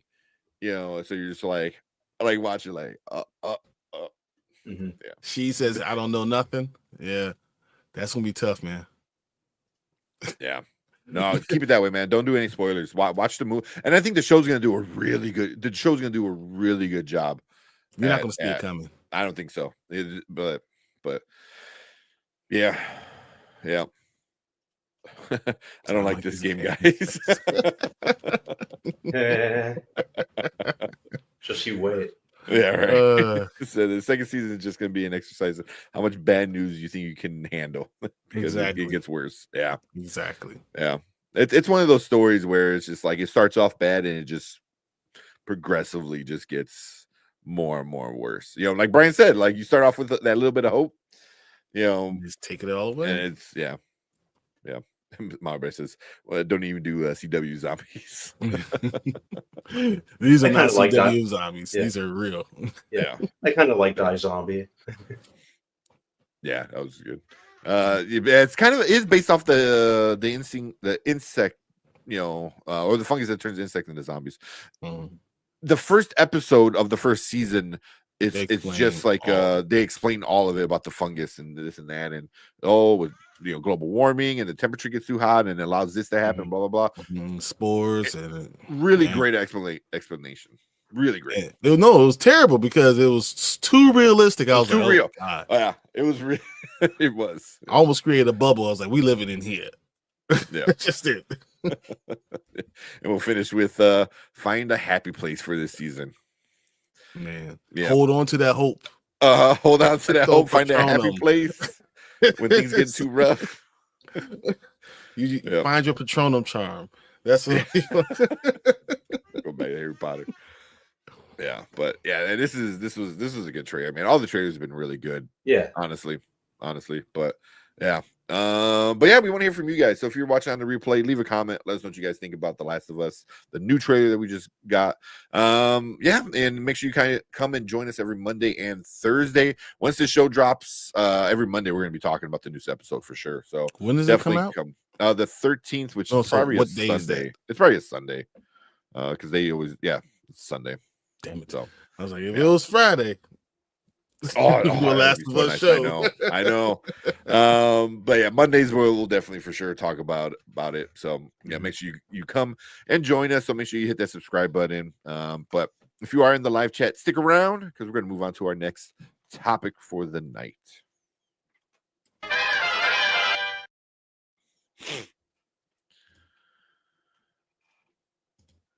Damn. I gotta get used to this damn thing. Of the scenes. You want to do one more trailer or you want to talk about Mickey? Let's do one more trailer, I guess, because yeah, bring up the Thunderbolts. Mama Bitch said, if you guys do a special stream to talk about it, I'm only showing up if Brandon dresses like he does on the weekdays. On the weekdays. Get him in his sweaters. Can't promise anything. That's funny. Just add this up. Oh man. Listen, real quick. I went up getting them all my movies that I've been missing out on. My haul. So I got The Substance, Conclave, Nosferatu, Wicked. I got The Holdovers because I never had The Holdovers, and I love this movie. It's a movie I thought was gonna be stupid.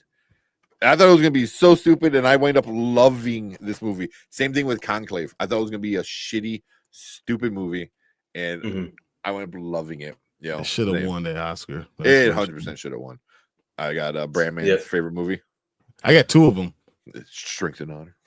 I got two of them. We can do another giveaway because I have about I don't know if I get you guys over here, maybe I want to show you guys some of the stuff. If I get you guys over before C2E2, because it's ridiculous that I like that 2, 3, 4. I have 3 Rocky 2s.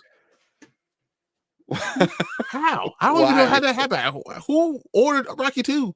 I don't know. I think my wife just ordered stuff and then she said to put it down here. I might find this at the Goodwill. 5-year engagement. I think it's a super underrated movie. Because you got Chris Pratt, Jason Segel in him. Yeah, it's pretty funny. But a lot of people didn't see it. I like that one. All right. You got it up or? Yeah. Just didn't share my screen. Yeah. But since we're Mama Bear does bring up the special stream. So our Saturday streams right now we're doing Severance. There's what two episodes left? Yep. So after that we're trying to figure out what we can do on a Saturday and do that one topic kind of thing.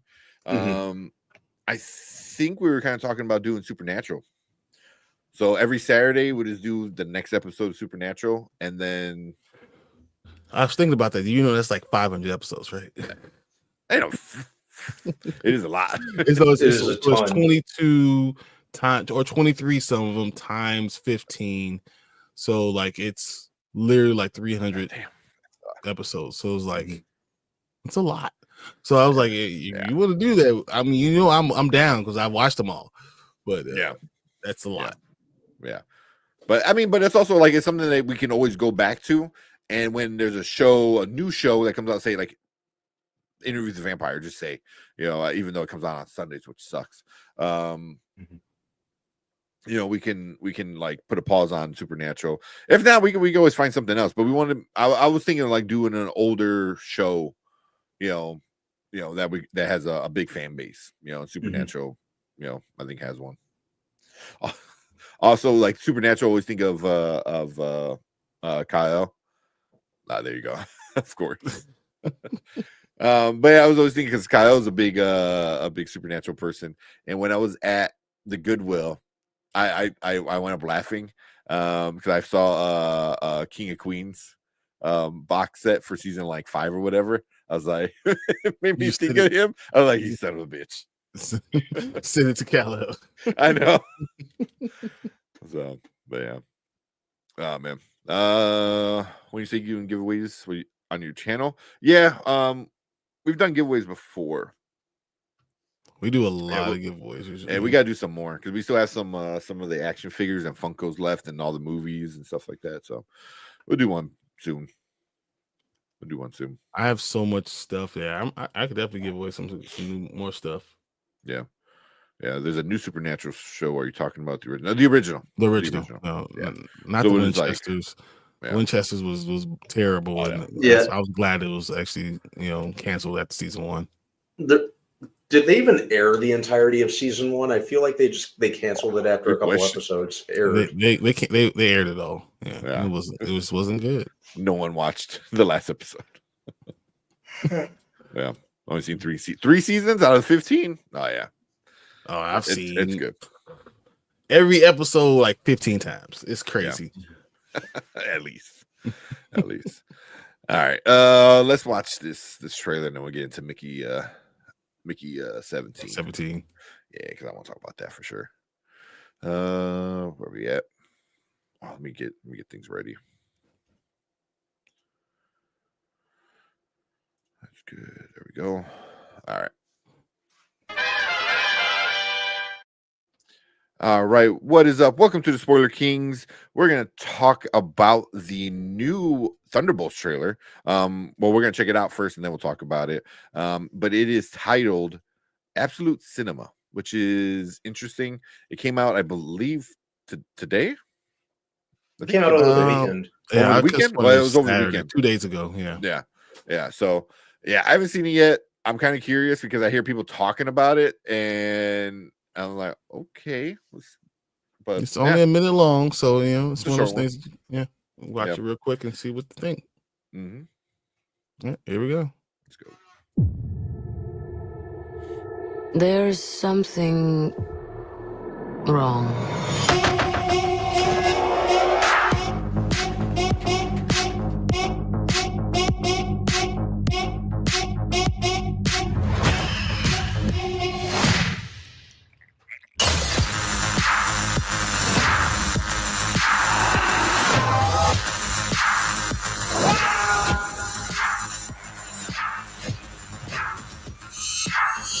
The Avengers are not coming. Who will keep people safe?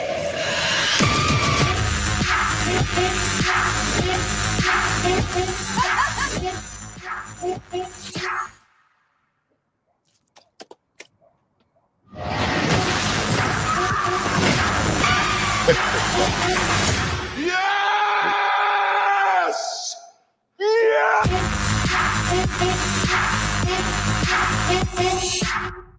I did not hate that. I get the Absolute Cinema title now. They should have just called it the A24 trailer. Yes.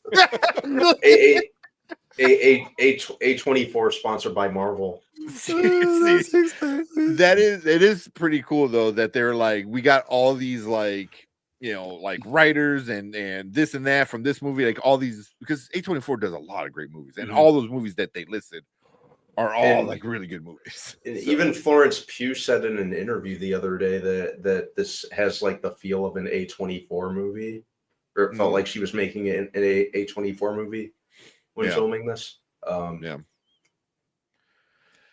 mean, she was in Midsummer, and what else was she in? She was in another A24 film, but Midsummer was the one I remember her in. Yeah, the one she's known for. Well, yeah. But that's a good trailer. It was a lot better. Maybe like the movie a lot more. Yeah, the chicken thing was it felt like an A24 trailer though. Like I know, like we're joking about it, and I don't know if that's what they meant to do it. Because they're like it's cinema. So here's like all these like, A24 is known to be this like really great studio, up and coming new studio. So I don't know. Or like it's not even up and coming anymore. It's like it's here.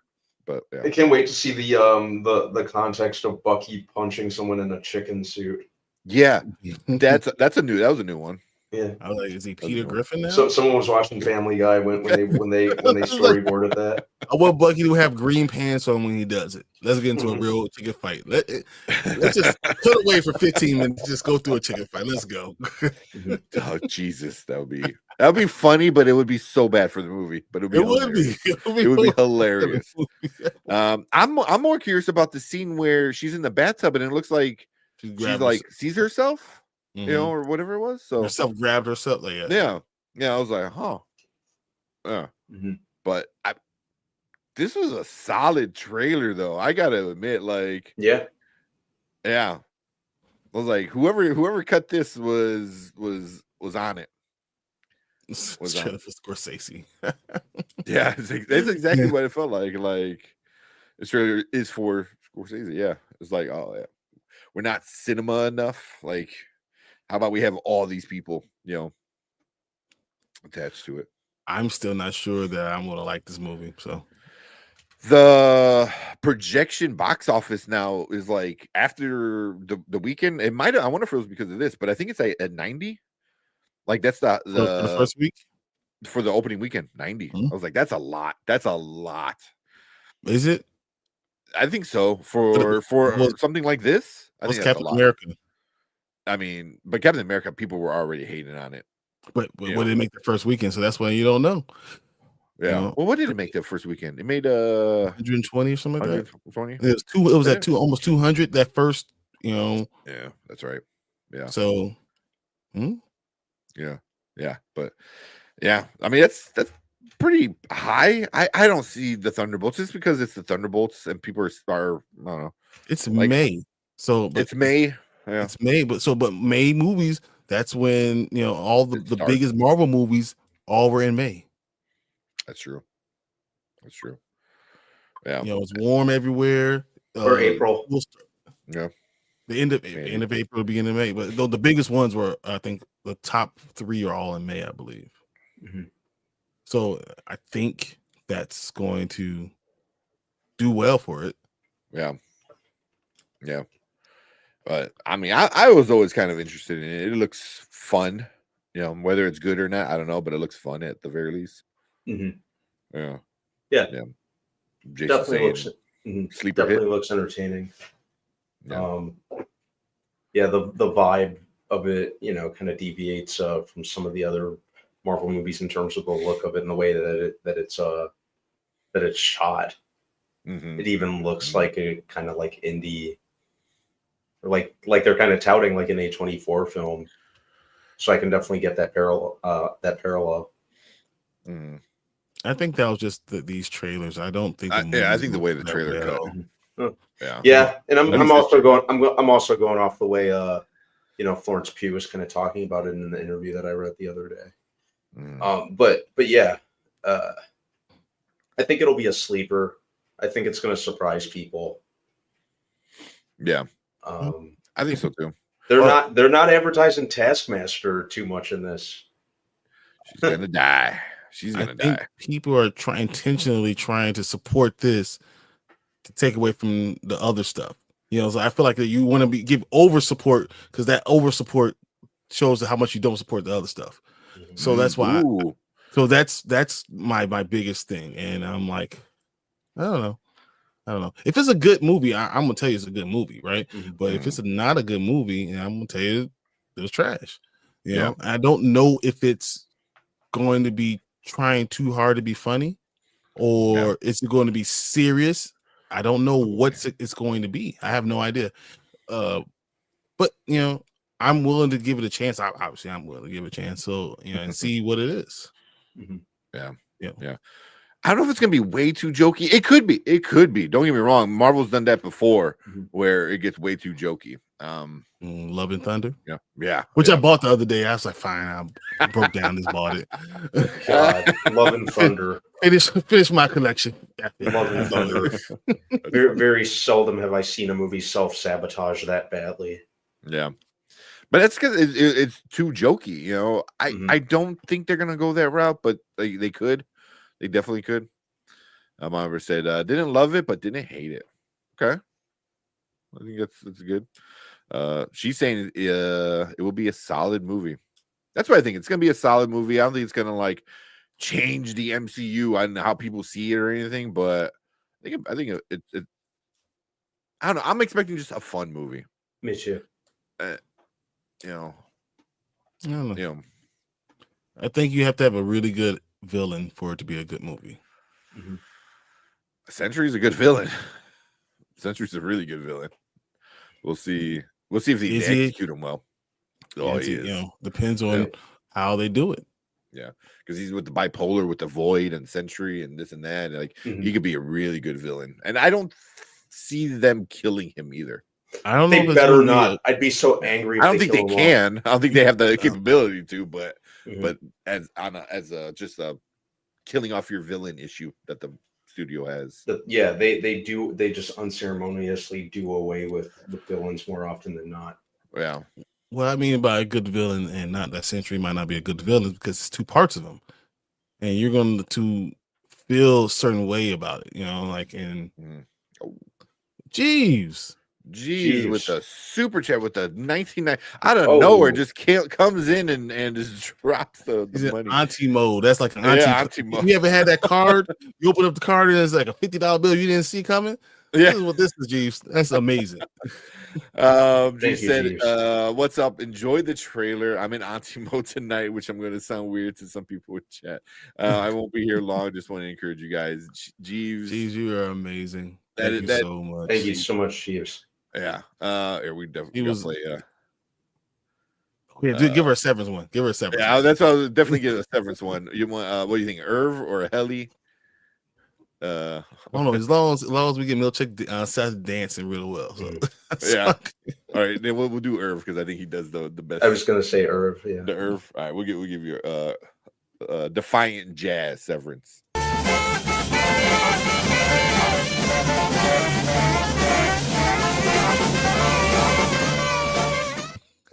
I love And it. for no one who's ever seen Severance is like, what the fuck?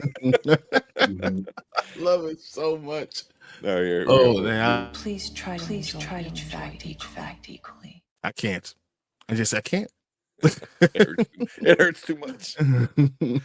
But Jeeves, thank you so much. We really appreciate you in your auntie mode right now.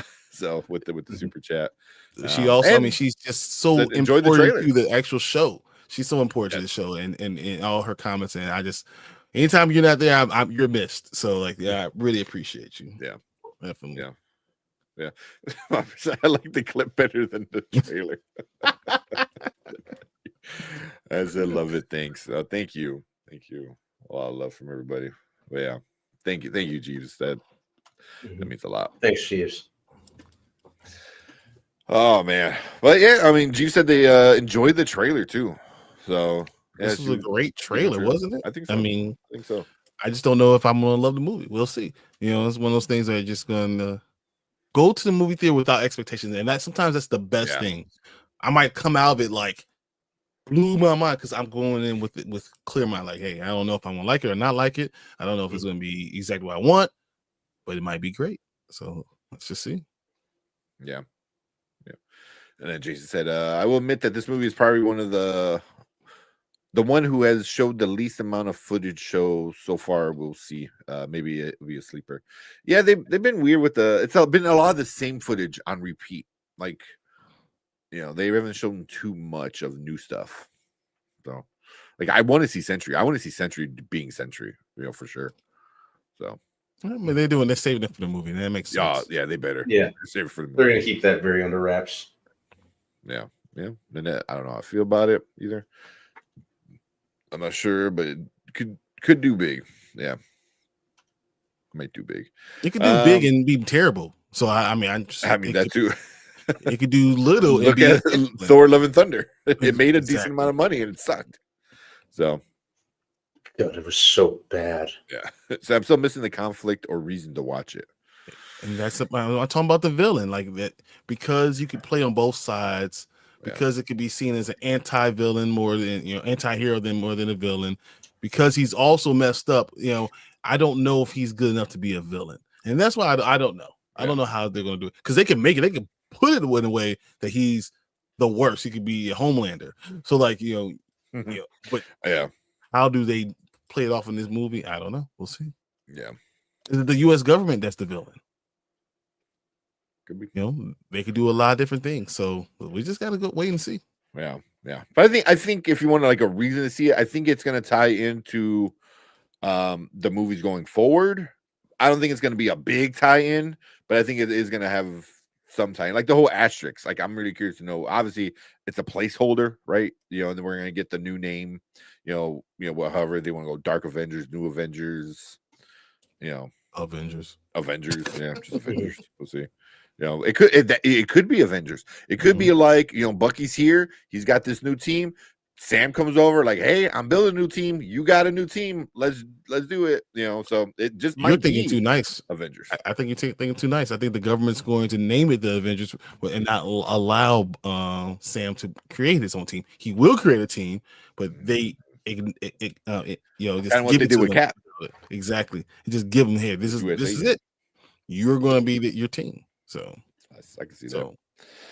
And then that will piss me off. You know, but yeah, and also FJ's in the house. What's up, FJ? What's up, FJ? Appreciate you coming FJ. by. But cool. Yeah, let's finish this one up with the Thunderbolts, the Absolute Cinema trailer. It was a good trailer. I think it's kind of funny, kind of goofy. You know, I think it goes with what they're trying to go for with I don't know, the silliness of it. I don't know. We'll see. Yeah, hard to kind of get a read on the exact tone of this movie. I think we're hoping that it's good, and that's we're ourselves in it. I always hope Marvel movies are good. I Yeah. never want them to be bad. Yeah, I never want to see them fail in particular. Yeah.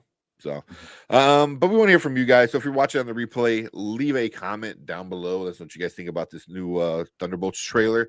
And any theories you might have about anything in it. What's coming up with the asterisks or this or that with Century.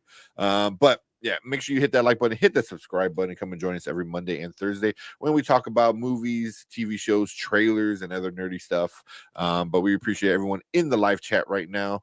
We want you guys to stick around because we're going to move on to our next topic for the night.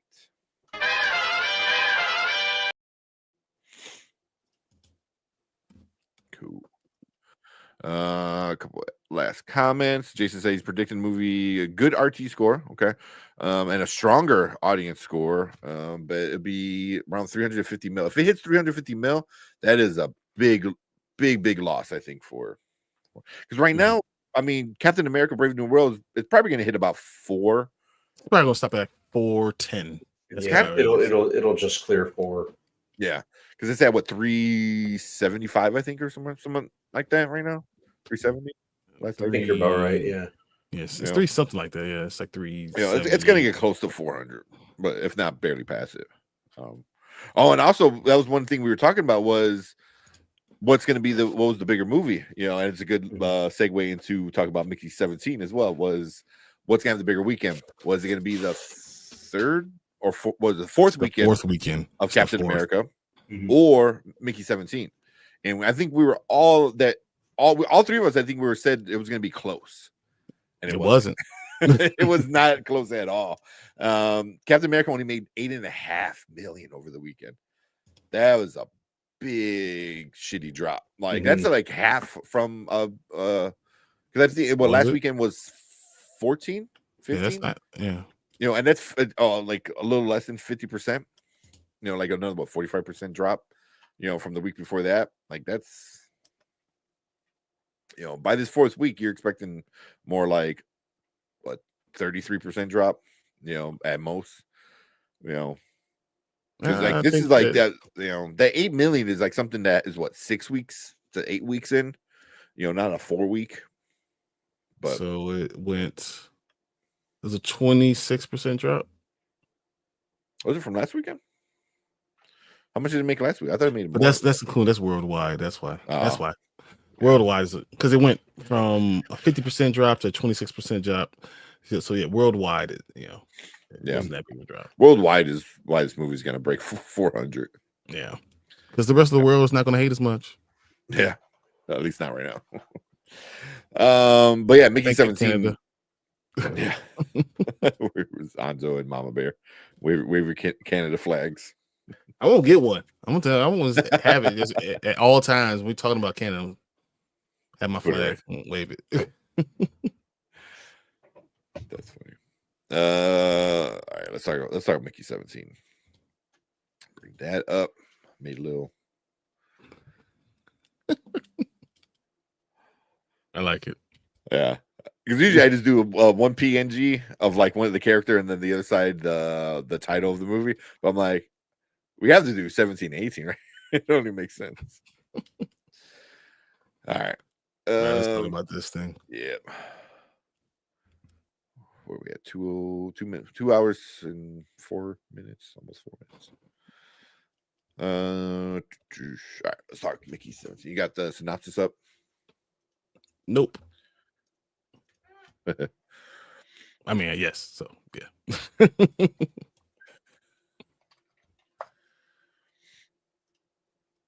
I mean, I'm good. I'm saying no. Yeah. I'm good. Okay. I had to bring up the cast real quick. All right, let's talk about this. All right, welcome to the Spoiler Kings. My name is Tank Kramer. I'm with Brandman Brandon, Brian the Grizzly, and we're gonna review and discuss Mickey 17, the box office winner for the weekend on its opening weekend. Yeah, we got Robert Pattinson as the main Mickey Barnes and Bong Joon-ho, I believe, the director, the same director who did Parasite. Exactly. Yeah, which was their big one. But yeah, for cast, a quick rundown of the cast. Obviously, Robert Pattinson pulls in double duty here. Naomi Aki, Stephen Yeun, Tony Collette, Mark Ruffalo. Those are pretty much your main characters. Everyone else is kind of there. But yeah. But cool. Yeah, we're gonna get to our likes, we're gonna get to our dislikes, and give you our official rating at the end. Before we do that, Brian's got a quick rundown of what this movie is about. Cool. A disposable employee is sent on a human expedition to colonize the ice world of Nephilim. After one iteration dies, a new body is regenerated with the most of his memories intact. Yeah, is it? But yeah, that's what it is. Yeah. Okay. But cool. We'll start off with Brandman. What you like about this movie, man? I liked the offbeat feel that it had to it. I also liked Robert Pattinson's performance. I like the roles that guy selects in his post Twilight days. It's just making me take him more and more seriously as an actor. I liked the humor in it. I thought it was pretty funny at times. A little bit of a social commentary in there as well. I also really, when it comes to sci-fi, I kind of like smaller, more contained stories such as this. And I liked that it kind of it didn't have the ambition to be like an epic or anything. It was just a small contained story that happened to be in a sci-fi setting, if that makes sense. And I thought it was I like the acting all around, not just Pattinson, but all the other actors that were alongside him. I thought it was very well acted. And Bong Joon-ho, if I said his name right, thought it was very well directed. Was kind of curious to see what he'd do after Parasite. So yeah, you guys talk Parasite, but I think Snowpiercer, the one with Snowpiercer, Chris Evans. He Chris sure did Evans do Snowpiercer. With Chris Evans, because I love the series, but the movie was really good. That was like 2012 or something like that. I think that movie was really great. Yeah, and then also Jason brought up the Okjai, another movie that was like really good. So yeah, man, he does good movies, to say the least. Okay, what were you, Brian? What you like about Mickey 17? I love the concept. I thought the concept was brilliant. I really think, even the idea that you're a copy of yourself, so you're not really the same person. So each one of those people, they're literally dying. I thought that concept itself was brilliant. And then the difference of even the idea of when they're dying. I don't know if are we doing spoilers? Yeah, we'll do full spoilers. They go into this fiery death, which is so symbolic of how we see death in a lot of most cultures. I thought that was really cool. And Robert Pattinson is really rising up my list as for acting. He's probably the best part of the whole thing. It's just him being him. He is so good. Oh, it is so. But the whole movie is well acted. The entire movie is really well acted. Everyone is exactly the way they're designed to be. I really enjoyed it. The scenes are beautiful, the scenes are bland, but I think they're bland for a reason. So but the concept between 17 and 18, I really enjoyed that conflict and that the idea of what awakens within them. Just I think the concept is so big and so good. So that's probably my biggest like. Well, Yeah. I mean, yeah, for me, like you guys said, the acting, amazing. Robert Pattinson, amazing. Steven Yeun's little part in it was really good, but for me, Mark Ruffalo kind of stole the show. And that's saying with Robert Pattinson down here doing an amazing job. Mark Ruffalo as this shitty politician, and he said he wasn't trying to channel anybody, which I kind of agree with, because I saw a lot of multiple people in him, and obviously people are comparing him to one specific person, which I don't want to say, but it's definitely multiple people. He's so good at being an asshole in all the movies he's in. Whenever he gets to be an asshole, like that's him being like his peak is him being a horrible person. I don't know why that works so well. Because he's such a nice guy, it seems like, in real life. So yeah, maybe he's able to express it all when he's a shitty character. But yeah, the acting was great, but I really love like the social commentary about it. Worker exploitation, social structures, even if it's something so secluded like a spaceship, like egotistical narcissists, people with power, like we see that in the real world, and just even at the end, the big kind of unexpected turn of events and twist and kind of thing. Like you thought this is going to be the big bad thing or whatever, and it's not, and this and that. So yeah, it's just and at the end, it's still a lot of fun. Like Nasha's character with Naomi Aki. Yeah, she was awesome. She had fun with messing around with Robert Pattinson, I think, for sure. So but yeah, I'm sure there's some other likes, but we'll keep it at that for now. Mama Bear said Ruffalo went from Green Man to an orange one. She's Canadian, FYI, so you can say that. Yeah, I'm not, and I can say it. I know, right? Cheeto. Oh man. But yeah, but cool. We'll get into some of the negatives. Brandman, what problems did you have with the movie? It kind of dragged around the midway mark. Like even the screenwriters didn't quite know what to do or what they were doing, so they were just kind of tossing stuff to see what stuck.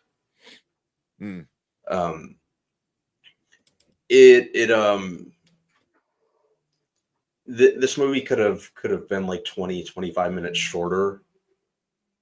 They could have shaved some of that off. I think that the ending, the way it ended, felt like a little rushed. Like even they were kind of getting sick of it dragging on, and be like, yeah, enough. Let's just speed run this. Yeah. So the pacing, and there was, like I said, it kind of felt like the screenwriters were a little indecisive of where they could go once we hit that midway mark. And the runtime, it could have been shorter, and the screenwriters could have thought it through a little bit more before they wrote the second and third act. Yeah. Okay. That's what I think. Okay. What are you, Brian? I'm feeling what you're putting down, Brandon. I think it was written not great. I think the concept was such a broad, great concept. I don't think the writers really did it justice. And even the cinematography, I don't think the cinematography was great either.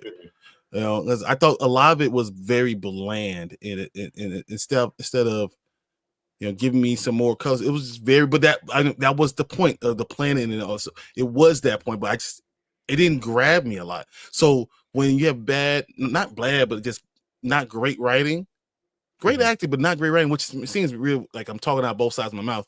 But when you have that, along with some scenes that are just kind of like just there, I think it gets boring towards the middle.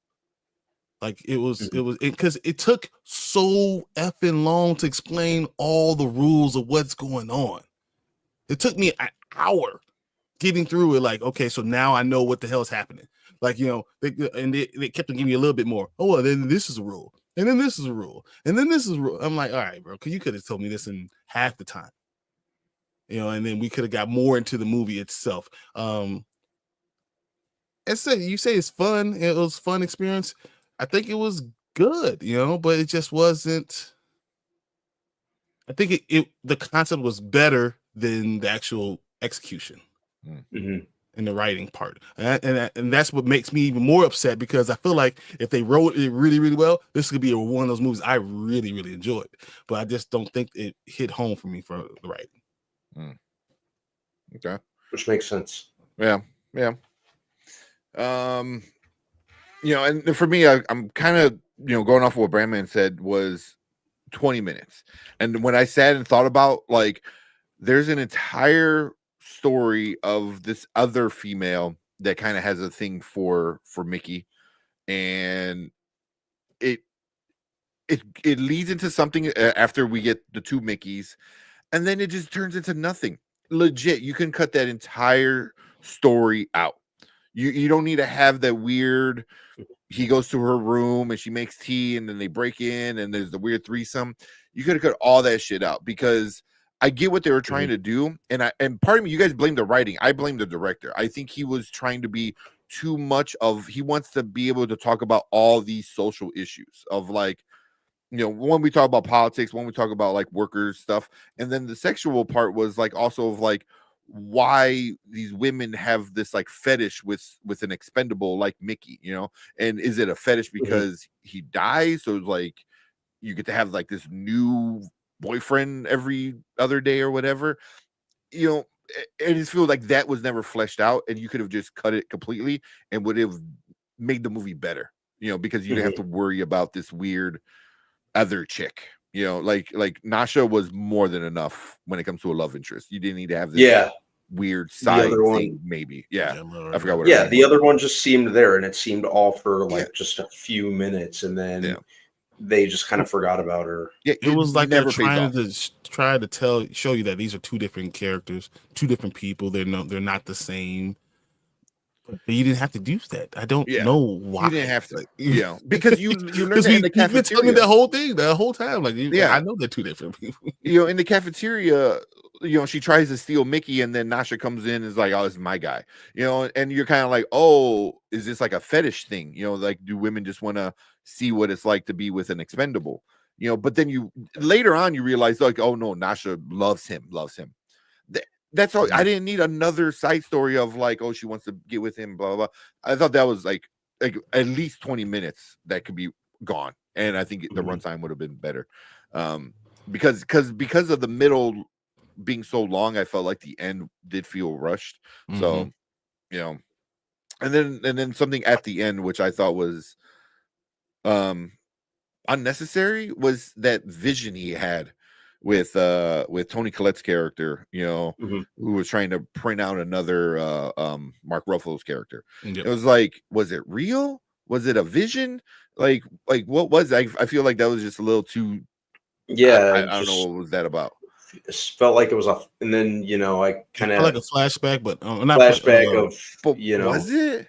Because she starts bleeding. Then this thing is like, why don't you already finished the movie? Like, he won, he's gonna blow up the thing, and then you introduce this random thing.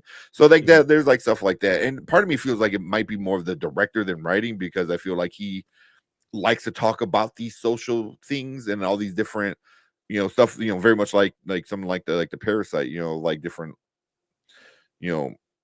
I mean, it's the same thing. Snowpiercer, and class system, and understanding that you create your own cast and you don't allow it to go more to further. Even no matter if it's the end of the world or not, you need someone on the bottom to make you feel like you're on top. Exactly.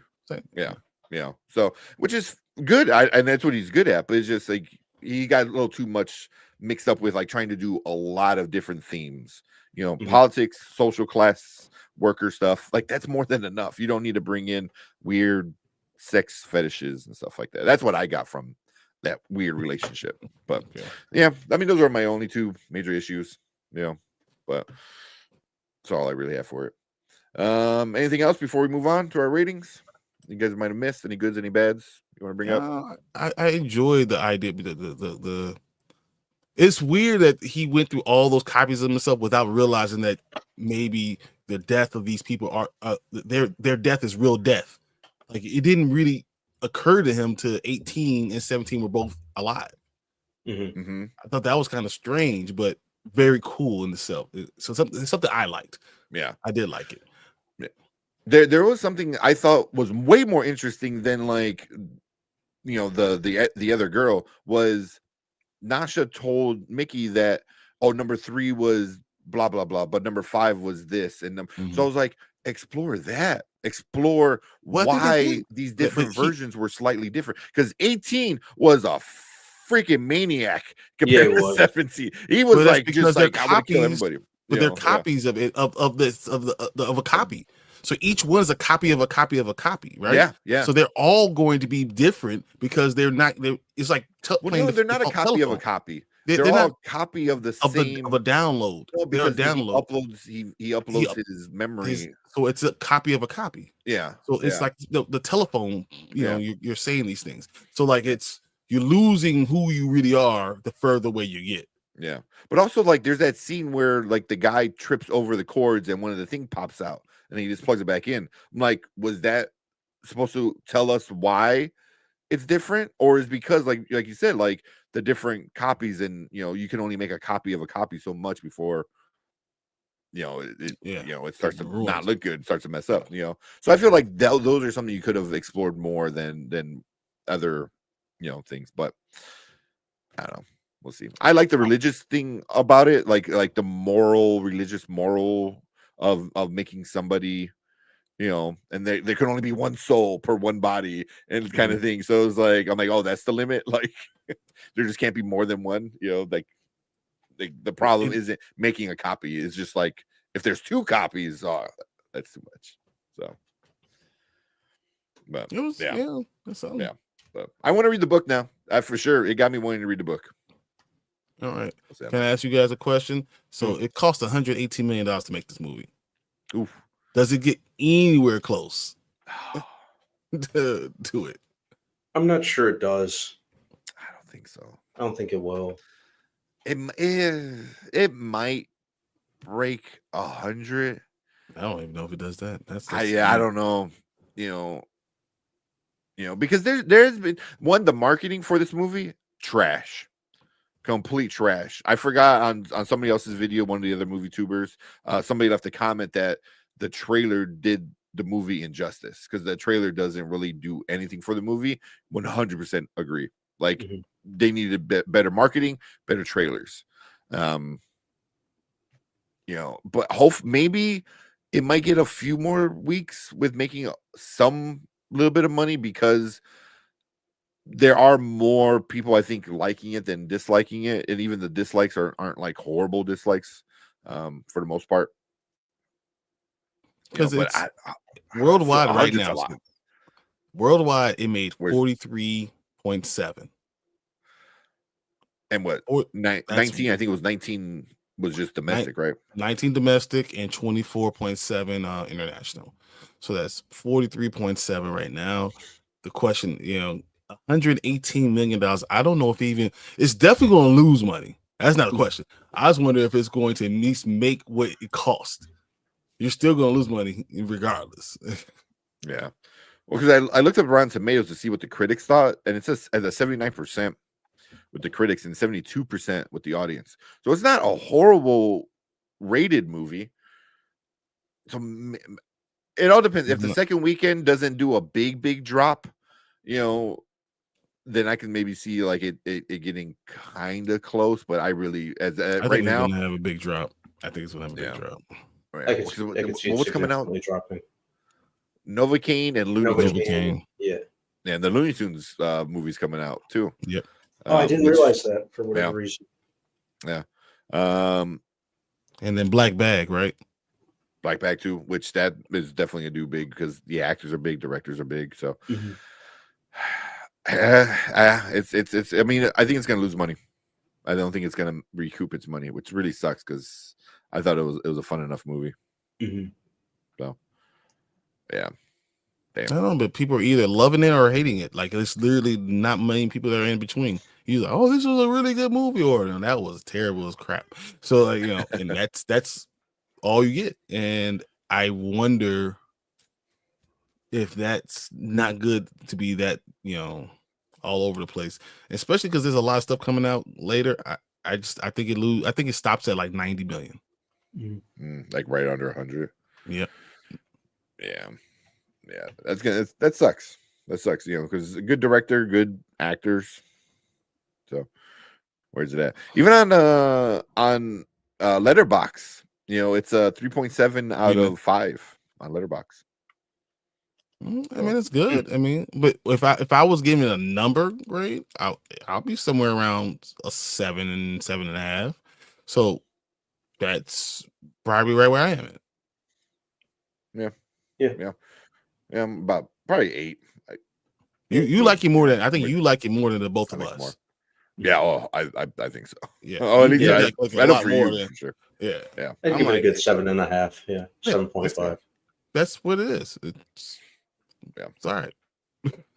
Yeah. Well, with that being said, let's officially rate Mickey 17 with our Spoiler Kings rating. Now, later, never. Now means you got to run to the theater and go watch it right now. Later means you can wait till it's at home. Never means just skip it altogether. Brandman, what you giving Mickey 17?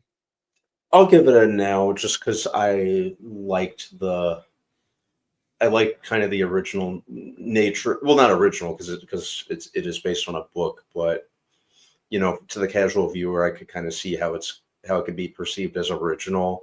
I liked that it was a smaller sci-fi story. Really liked the acting. Really liked the direction. I thought it had a lot of merits that I just really enjoyed.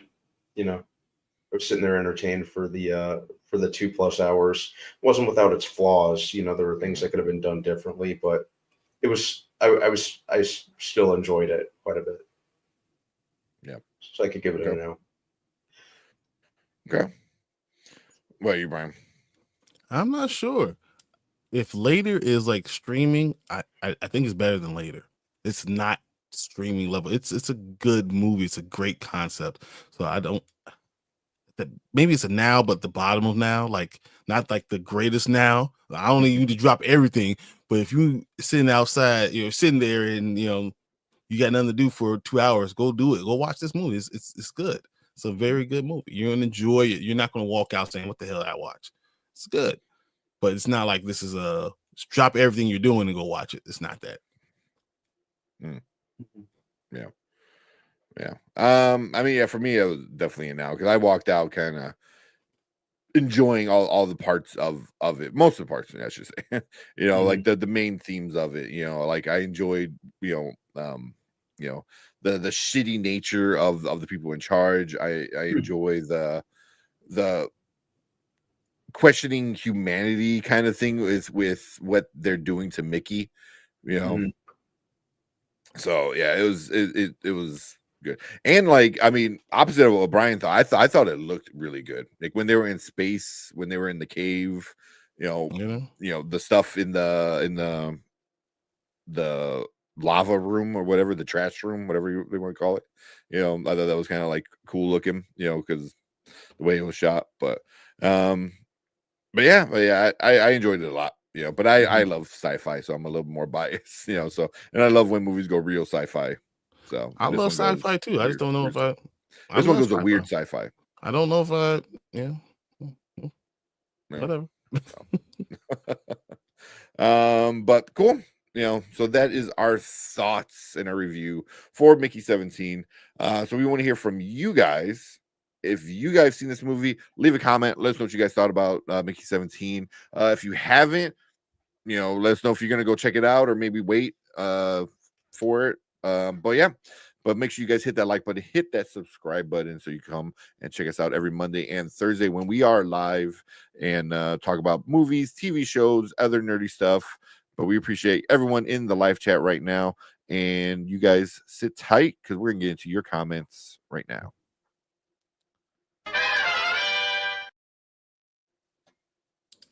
Do you think it's better on a big screen or IMAX?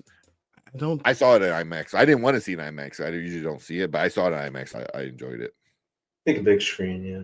Yeah, because I did think it looked really like Really? cool. I mean, the Yeah. planets, the gray. It was a lot of grays. It was not dynamic. It was not. That's why it's not dynamic. It's this. It's not. You know, and it Well, it's could meant to be a wintry because you're not worried about the planet.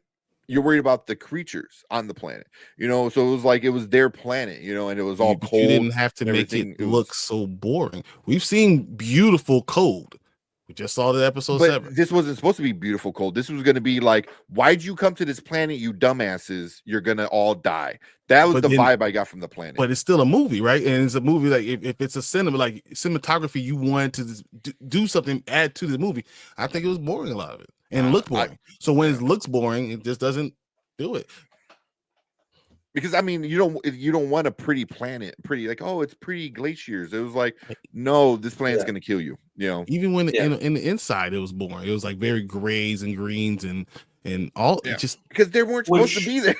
Yeah, which I thought that kind of worked to the advantage of the narrative. You know, with these expendable, you know, and they were literally being called expendables. Yeah. You know, just kind of living this drab, repetitive lifestyle. So I think from a narrative standpoint, that did work for me. Yeah, but also it's like it goes to cinematography being great is beautiful. Like I don't think it is. Like I thought well, given the space plot scene- matter, I don't really think it was supposed to be. Yeah, the space scene when he's in the space in his hand. Oh my God, when his hand gets caught off, I did not expect that. You know, like, but you're saying it like it looks beautiful. I don't think it looks beautiful. It's nothing about it that I think looks beautiful. Like it's not. But the planet was not supposed to look beautiful. It's not just the planet. It's just I don't think any scene was like. No, I mean I'm not going to highlight a cinematography of something that is not. Because when it was supposed to look beautiful, it did look beautiful. When it was supposed to be, I don't think it ever dreary. Did. It was supposed to be dreary. It's like you guys are throwing dead bodies in this like lava pit. You know, it's like it's not supposed to look pretty. Like the planet being shitty looking played to the fact of why Mark Ruffalo was a dumb fuck. Like he was a dumbass, and he's like, really "Oh, I'm gonna get my own group of cultists, and we're gonna go to this planet and live happy ever after." Why would you pick like a planet like that? Go to a paradise. You go to a planet that's like an ice planet. Yeah, sure, like, but he's a dumbass. I'm not going to highlight the cinema part of it. Like I'm not going to highlight the scene. Like but it's supposed to look shitty. I mean, it's supposed to look like a shitty. So when you look that way, and then you give me an hour of taking too long of doing shit, it's going to be like, okay, why we're dragging so much? I mean, that's like saying like, oh, I didn't like this movie because it made me sad. Like, but the movie was. No, it's not. It's sad. saying that it didn't look good. It didn't say it dragged. So you know, not saying that this movie made drag. You sad. But if you go to a movie, you know, it's like at the end of Last of Us season 2, you're like, I didn't like it. It made me too sad. I was like, yeah, but I'm saying it's a movie, and I didn't like the cinematography part of it, and I thought it dragged in the middle. It did drag in the middle, 100%.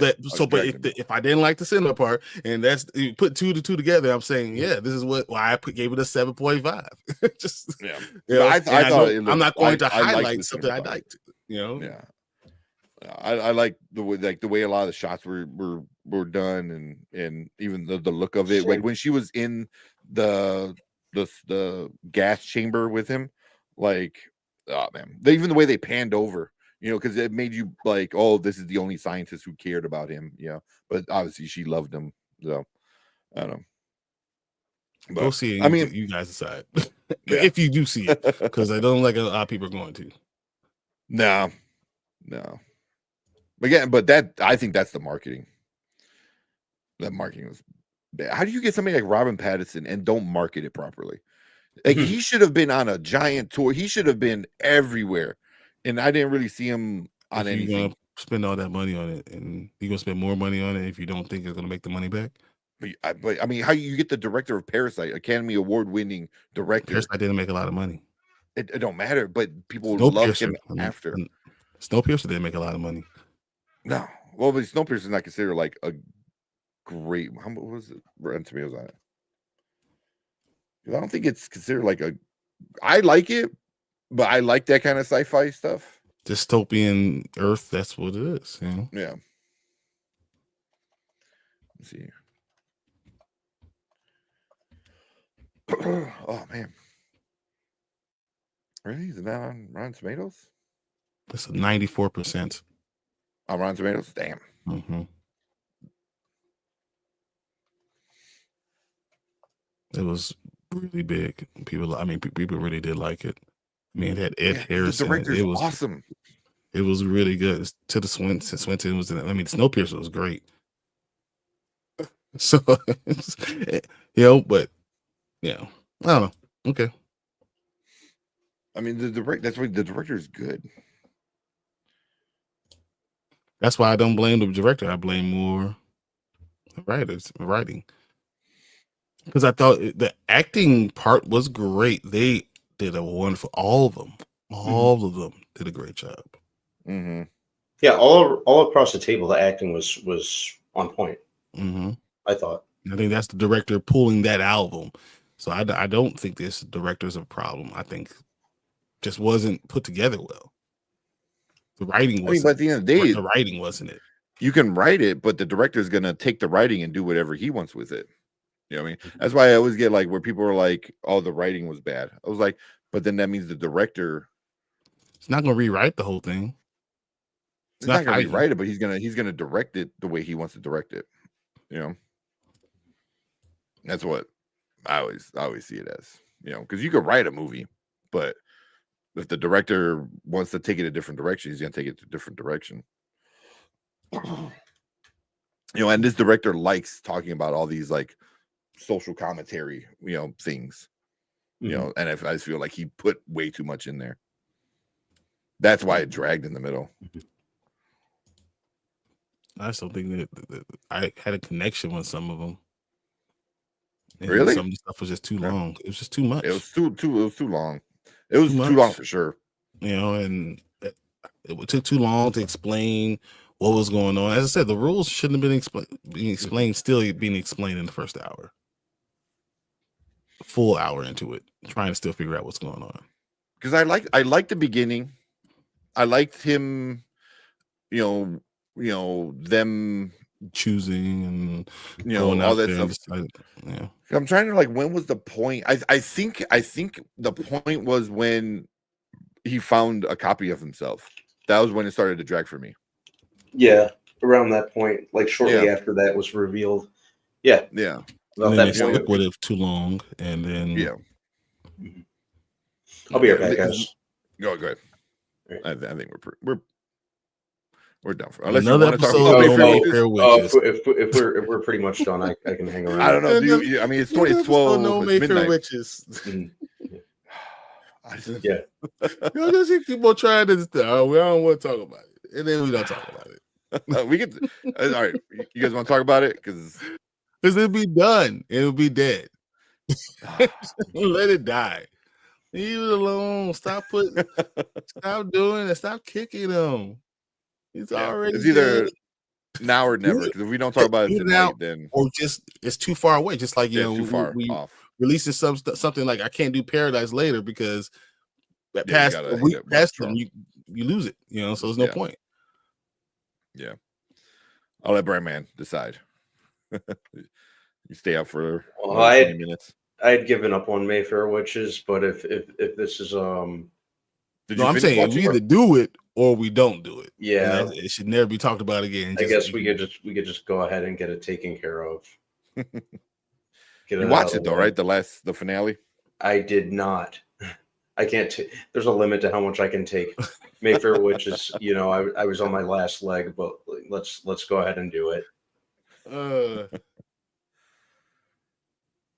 Said Mickey 17 Sinners and Minecraft are not going to be a success for Warner Brothers. You know what? I think Sinners is not going to do well because of the marketing. I don't think. I mean, there's still people that don't even know it's a vampire movie. People might go like Minecraft is because it's Minecraft. Yeah, but it doesn't look good. At least with Freddy, Five Nights at Freddy. Well, that was like And no, that was a theater release. Mhm. And it was released at home, and it still made a decent amount of money.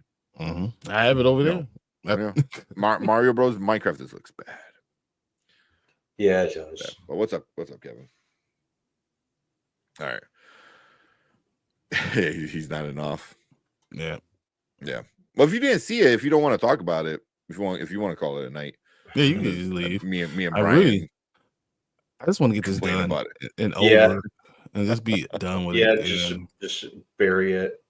Yeah. Well, if that's the case, I'm gonna go to bed. Yeah, I'm Yeah. glad. Yeah. Then I can't take any more Mayfair witches. I'm sorry. I don't blame you. I'm right there with you, man. All right. Yeah. All right, bro. All right. I'll talk to you guys later. All right. See everyone. Later. All right. Oh, Mama said good night. Oh, Uh, good night, Mama Bear. there you go, Mama Bear. Yeah, we'll just keep it like that because you can't see it. All right, It let's talk doesn't about this. deserve a background. It doesn't deserve a background. It's too crappy. All right. Where we at? All right. Welcome to the Spoiler Kings. We are finally talking about the end of Mayfair Witches. I had a chorus and said, "Look, let's just get done with this." We gotta get it over with. So we're gonna be talking about pretty much like the last 2-ish episodes. You know, the wedding, pretty much, and Tangled post-wedding. Web in episode 8. Yeah. Yeah, you know, so we'll kind of put that all together. You know, because it is kind of one. I think episode 7 and 8 work together better than a lot of the other episodes together. But yeah, so we get the Lasher wedding and then post wedding with all that craziness that's happened. We'll start off with you, man. What you think about the? Well, I'll say this: leading up to episode 7, seeing Sip being granted being head of the Talamasca and in New Orleans, I thought that was an important thing because they were going to have the Talamasca series and all that stuff. So Sip now knowing that he's going to be the head and doing the way he did it was very important. Okay. Yeah. Well, that was in 7. So that was the end of 6. No. That was in 7. When he's being questioned by them, and then they ask him, he's being questioned by Talamasca, right? And then they ask him, he's like, "Well, if you want my help, this is what my demands are." They tell him in 7 they accept it, right? But at the end of 6 is when he demands that demand. Oh yeah. I believe that's what it is. Yeah, they give it. That's my demand. If I'm gonna do it, and then in 7 they actually do it. That's why I'm saying before in 6 is give it. They ask, and then 7 he said yes. You know, Sip will do it. We finally understand more about the Scottish Mayfairs. It seemed you only know half of the story. You could tell that there's a lot still going on. Sip is starting to really give the Talamasca, answer their questions. He touches the body of Lasher. They have the actual Lasher body, and he sees his entire life and realizes that Lasher's not a bad person. He's not a terrible person. He's actually one of the best, a great person that something really awful happened to, but the body doesn't know what happened. So it remained a mystery overall for them. So, you know, as we go around, we have the worst character in the history of TV shows, Rowan. Makes me hate her more and more every freaking episode. I don't know what the hell. And it's just like, you know, we talk about movies. You need a good villain for interesting TV show, movie, whatever. You need good villains. The problem is they've taken the person who was the villain from season 1 and now made him this sympathetic figure. And I can't get down with it. I just don't like it. And even though through all the stuff in 7, we see a lot of things happening. We see Julian come back, taking over Cortland's body. We see a lot of things happening, but overall, it's just not. I could not enjoy it. Yeah. Was it? So part of this episode, the last 2 episodes, I just felt like just icky, like the whole time. You know, like for different reasons. You know, like when you get to 8, there's a lot to be icky about. Yeah. Oh yeah, man. Oh my god, it's just so. just icky. Like the whole relationship between Lasher and Rowan, It's so fucking it's it was like, because now it's like she's like, oh, he's my son, that's my son. I love But her. then like when she sees him, she's like, it gives him that like, okay, do you want to have sex with him right here on the forest ground? I was like, like covered in blood. And It just wasn't. him. Like what? It was really icky. And everything else you said, it was just it's like, oh god, she's so stupid. But also, like, so many other people were starting to be stupid. Like Cortland, I was like, he's like, oh yeah, let's go in there and let's talk to dad. Like, are you a dumbass? Are you a dumbass? Well, Because no why? one that you Why would you do trust that? being on the outside. Only his people that he trusts on the outside. Like your brother, like who knows you're lying now. It's like come on. That's why I was like, Cortland is smarter than that. And none of it makes sense either. Like why was Lasher so evil in season one?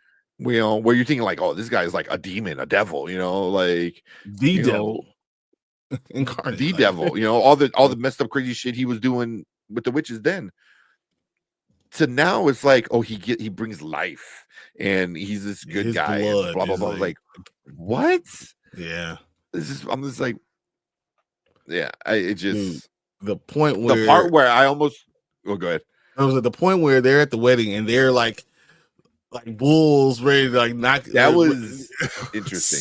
So weird. Like there's people like literally holding them back. Like that was the interesting. marriage. Like they cut the rope, but they attack each other like wild animals. Yeah, and they have sex right in front of everybody. Thing drops. Yeah. Well, at least they have they're behind somewhat of a curtain, but you hear her moaning. Yeah. I was like, what is happening here? Oh man, that was crazy.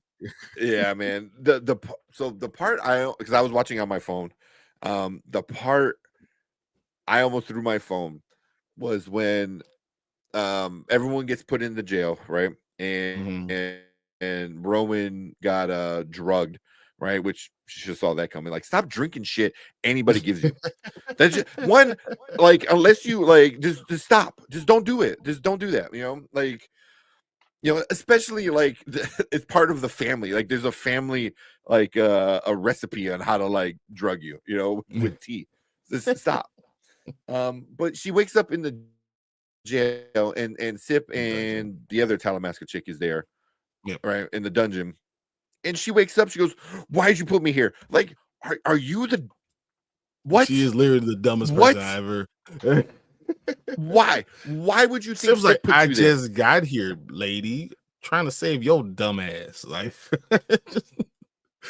yeah. To be a neurosurgeon and to be that brilliant, so that stupid. And then she brings her little boyfriend over there, and it doesn't tell him to go home. And she's surprised that they've put a spell on him. Like she is just incredibly stupid. Yeah, I'm like, why did you want him to come with you? There's no reason for him to come with you. Like, make him forget and let him be on his way. Like, come on, like, it just everything about like all this stuff. It was like JoJo's was totally forgotten. They don't revisit JoJo until the end of episode 8. Oh yeah, JoJo, you're good. Yeah. Hey. Oh, she walks in and sees the door, right? Because she's feeling for Lasher, and I guess she felt the vial of his blood.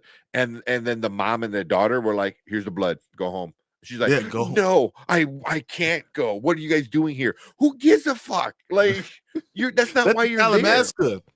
Let the Talamasca deal with it. Why are you not just leaving? Like your uncle dad could have been go save your sister cousin. Yep. Yeah. Your uncle dad could have been still be alive. Yeah. Like I just feel like when she gave back the vial, and she's like, "No, I gotta find out what you guys are doing here." Like, it's shady. Look, I mean, they kidnap Lasher. Like, it's not gonna be anything good. Like, but they keep like, everyone around her is like, I know why you want Lasher, because he makes you stronger. And she's like, Yep. no, that's not why. No, I love that's my not son it. lover boy. It's nasty. Like legit, mama bear, it's Uncle Dad. Like he really is. It really is Uncle Dad. It really is. Cousin sister. And cousin sister, yeah. That she trapped in the house. Yeah, it's she's talking about she's in love with her son lover. But also her son is a resurrection of the demon that pretty much raped her. Yep. So the demon raped her in second season. They gave birth to him, and now the person that raped her is her son. Yeah. And she loves, that she's in love with. But everyone keeps saying like, oh, like you love Lasher because he makes you powerful. She's like, no. I'm like, bitch, yes. Like everyone sees it except for you. Like, come on. Yeah. It was. It's infuriating. And then episode 8, we get there. We realize that the family's going to eat. So Lasher and the girl had like this random new character that we just met at the like. His soulmate, she's been waiting for him, has these babies, and she's popping out babies. These babies are becoming like full-grown kids, immediately. And they take him out to a point where like within like 15 minutes they're walking out in these all white dresses to be part of this ceremony. And then you start realizing like you see people sharpening knives and forks and all this stuff, and they're feeding the kids, like fattening them up like they're the Hansel and Gretel, and the witch is like literally fattening them up for food, for feast. And they talk coming in and they're saying like, oh, this was mine, like really right next to these kids, right? Yeah. And all this happening, and the mother is sitting there holding on to the baby, one baby who should have been grown up by this time, because she's popping them out like they're rabbits. She was that baby was the last one. I don't even remember what happened to. They never went back there. They never went back to the mother. Like they never. Okay, went back. I don't know. I thought maybe I missed it because I was watching it while I was at work. Nope, they never went back to her. Just she was holding this baby, and they never talk about it again. And it's just, what are we doing, guys? And if I wasn't so invested in this season, I would have just turned off the TV and said never again. Like, yeah. So wherever they somehow they save the day. Somehow they save the kids, and the Talamasca pulls the kids out, and they go into this magical portal that they never explained how the hell they do that. And Sip has the kids. Okay, cool.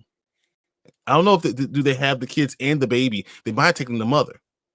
Yeah, we don't know. Yeah, we don't know. Possibly. But while that was happening, Lasher they tried to kill Lasher and cut his throat, and he's like dying, bleeding all over the place, and everything's growing all over the place. Rowan feels his blood out there, and she saves him. She heals him. Mm-hmm. You know, just for them to go back into the town and into the ceremony for him to die again. Like, if Anzo told me this stuff, I was like, how high are you? Like, yeah, this is happening, wild. And we're like, what? Why are we doing this? And then so she saves Lasher. Within 10 minutes, he's dead again. Like it's yeah. Like I get they were explaining like, oh, the other dudes like slit his throat and like poured all his blood into like a cup so they can drink it, right? Yeah. Okay, whatever. But I guess his heart was still beating, so that's how she was able to save him that time. But since he got stabbed with an axe in the heart, like she couldn't save him. Why not? I don't know the difference in saving here, but not saving. Why? He'll pull out the axe and just save him the same way. Yeah. What? Yeah. And even that they gave him like new powers, like he could talk to wolves. I was like, what? And then there's like a wolf that fights for him for like 10 seconds. So it's just there's a lot of stuff that happened that was like, you didn't set any of this up. You didn't set up this wife that has his babies with him, and somehow he has this connection because they're both Taltos. Yep. I don't know if they're both Taltos or he's just Taltos. I think they're both because they're like Taltos and Taltos. I thought that's what I thought. Could be wrong. If anybody read the book, let me know. But I thought in the show they were so attracted to each other because of it. Yeah. I'm axes are for stabbing. Yeah, No, she on top of that, she chucked the axe like 10, 20 feet away and like went right into his chest and killed him. And she was gonna do it again. I promise you, it doesn't make sense. I'm not. Yeah, I think they were expecting this big epic fight scene, and a lot of it was just like, what? Like, what? Like they were like, it's time to go home, so let's just end this as fast as we can. Well, then Cortland, which is Rowan's, father uncle, has the soul of her grandfather in him, and he just starts flying around like fucking Magneto. After he drinks some of Lash's blood, he just started like he's Magneto, like he's he just started floating around. And then I thought the cheesiest part was, if you didn't know he drank the blood, there's still some blood, little blood mustache. Like when you get a milk mustache, there's still a little bit of blood in the corner of it. I'm like, yeah, I get it, because he tells you you have to drink the blood. That's the real power. But then he lets Rowan do it, and he thinks that Rowan's going to join him. Yeah, for some reason. It's like, what? Like, you just killed like her, husband's son. It's like, I don't know, man. I was like, why would you think? Like, why would you kill the people? You also are embodying her father, like your family. That, yeah. But I don't get why Cortland. I was like, because she's more powerful. I get that, but also there's a whole army of these like Scottish, Irish people, whatever, and like they're all loyal to you. But you want her because she has a little bit more power. I was like, bro, you have like 20 men right there. They're gonna let her go and become like he's dead. Let them go. Now we're done. Yeah, it is. And then I'm like, does she drink it? Does she drink the blood? Because she starts to float. Yeah, she started to drink. She drank the blood. She went and drank the blood. Yeah. Okay. Yeah. And that's why she started to float, and she had Lash's blood in her. And then, she became so powerful. But then, like, they just go home. Yeah.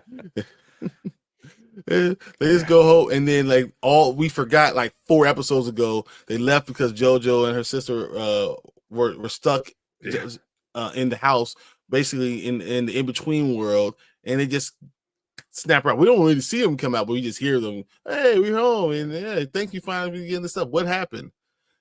Like, it's ludicrous. And then while that's happening, you see Cortland's father / Cortland in the bushes. Yeah, he's not even like hiding. He's like the tree at the end of the curb, like looking, and then she's just looking out, Dude, it's I don't know. It's so bad. I was so pissed off. I was just like, oh man. I mean, if you expect it to be terrible, it might be more funny. Maybe. I guess maybe. If I expected it to be trash, yeah. Me and Erica were watching this. Yeah, she gave up on the show. Like 3 episodes. Yeah, it was like, and she's like, "I'm done." Yeah. I legit like it. Just at least season 1 ended in a point where I'm like, okay, I'm kind of curious to see what happens next. I don't give a shit anymore. I don't care. I really don't, like, because she's so stupid, and then you already like rope-a-dope me with having Lancer be the bad guy, and now Cortland is really the bad guy with who's not Cortland. It's actually his father. Who's not Cortland? It's his dad. I'm like, I don't care about him. It's Cortland is just Julian midway through the season. And then what we're not talking about is that Julian, who is Cortland's father, these women these other members of the family were going into this stencil phone, whatever, like to have sex with him virtually, like inside this world. It was so wild. This whole show is wild as hell. And man, I don't know what else to tell you, but I don't like it. Yeah. It's not good. That's what I'm gonna leave it with. Yeah. Just the way, I don't know, the way it goes through stuff is like, okay, you set up Lasher to be this bad guy, like you said, and then you get rid of him, and now the new big bad guy is like a person you introduced, 5 episodes ago in season 2. Like, yeah, and it just, I don't know. And I don't know if the book's any better. I hope the book's better because it's an Anne Rice book, but man, and I know Anne Rice, from what I understand, got a little raunchy with some of her writings and stuff like that, which is fine, whatever, it's witches and vampires, like, Yeah, whatever, be sexy, but it's at some point, it's like, is the show just doing a disservice to the books? because I feel like that there are things you're missing. Like they're taking these leaps that like we should already know about, and it didn't make sense in the show. So if you only watched the show, you didn't understand the books, you didn't know what the hell they were doing. Yeah, like I never read any of the books, so this is all new for me, and that's why I'm like, it's just everything is just explained so poorly. Everything is just kind of thrown there, and it's like, oh yeah, he's really the bad guy because he's been working with Lasher. Then that's another thing. Julian's been working with Lasher, but I was like, but Lasher's the good guy. But Lasher's really a good guy, even when he was doing really evil shit. When he was like a ghost, I was like, what? Like, I hate that they made Lasher like he could have been the most evil dude there, and that would have been it. It would be fine. Yeah, it's no, it's just that's like you could have said like, oh, in his first life, his before whatever happened, he was a good guy, but then he got corrupted and now he's like evil, and now he's like so far evil. Like you could have done so much better stuff. I don't know. It was just bad. Like I don't, unless you want to really talk about season 3. Season 3, yeah, I really don't. Let it die tonight. Yeah, let's bury it tonight. If you're watching this and you guys really want us to watch it, I need 10 people to say that we really want me to watch this before I'm ever going to even turn it on. Like, yeah. We need that little meme of I forgot what movie it was, but it's like, let it die, let it die, let it fall to rot away and die. Like that's like, yeah, I'm done with this, man. And it sucks because it's in the same universe as Interview with the Vampire, and Interview with the Vampire is an amazing show. And this is just we're hyped about season 3. We're hyped about it. Yeah. And then Talamasca, now I'm kind of worried about Talamasca. Mm-hmm. Like, is that gonna suck? That's the Lorax. It is the Lorax. Yeah. I'm kind of worried about the Talamasca. I'll give it a shot, and hopefully it's its own thing and it's good. But if Sip can go ahead, because he's gonna be the connective tissue, and he can save it, maybe it will be a good story. Maybe it's a continuation of this story, and that's why they had to finish this story. So I don't know. We'll have to see what goes on, but man, as of right now, were you annoyed as much as me when she was looking for Lasher and all she was doing was like this? Oh, that way. Like, what the fuck? Like, that's the best you can do. Is just like she's like, and her fingers that way. Like what? I was more annoyed when she was looking for Lasher, find Mora, and they said, "Hey, stay here. I'll be back." After she's been going all this time, why are you leaving me again? Yeah, wouldn't you want the person who can like read minds to be with you, like oh, just in case they don't trust you because you can read minds? Well, isn't that a reason? That's probably a good reason that they don't trust me. Then we should probably leave. Let's just all get up and go. Yeah. It was so angry. It was so angry, so maddening just with it. Sounds like a pass salt and burn it. Yeah. No, I agree. It's just Yeah. we watched it all. Like really tried. I really tried. I was telling my wife when I was watching. I was like, we gotta watch this episode, and she was like, "Why? Just let it go." No. She's a trooper. She watched it with me, but yeah, no. I had to suffer alone. I had to suffer alone with this one. Yeah, but yeah, unless halfway through season 3, people are saying it's good. I don't care. I don't care. So she said it didn't start off that bad though, right? I don't think it was ever good, but it wasn't ever.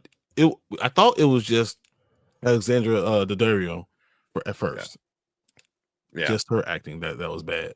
But then I started to realize it wasn't her. It was just the show itself. The writing was not good. I don't care about the characters. Yeah. Oh yeah. Erica said she tried reading the book long ago, gave up at the end. Like legit, when she showed me where she finished, like where she just stopped reading, there was like 50 pages left, maybe. But she couldn't tolerate it because how dumb Rowan was. So it's the character. Like you can't be a brain surgeon, legit a brain surgeon, neurosurgeon, like without any powers. Like she didn't know she had powers, so she was smart. And it's just the worst character ever in any TV show ever. I'm gonna pass it. Yeah, no, this is a bad one. You know, even what you get one good scene with the Dario kind of in like a tank top in season 1. Season 2, she wears like a dress that shows off the boobies, and that's about it.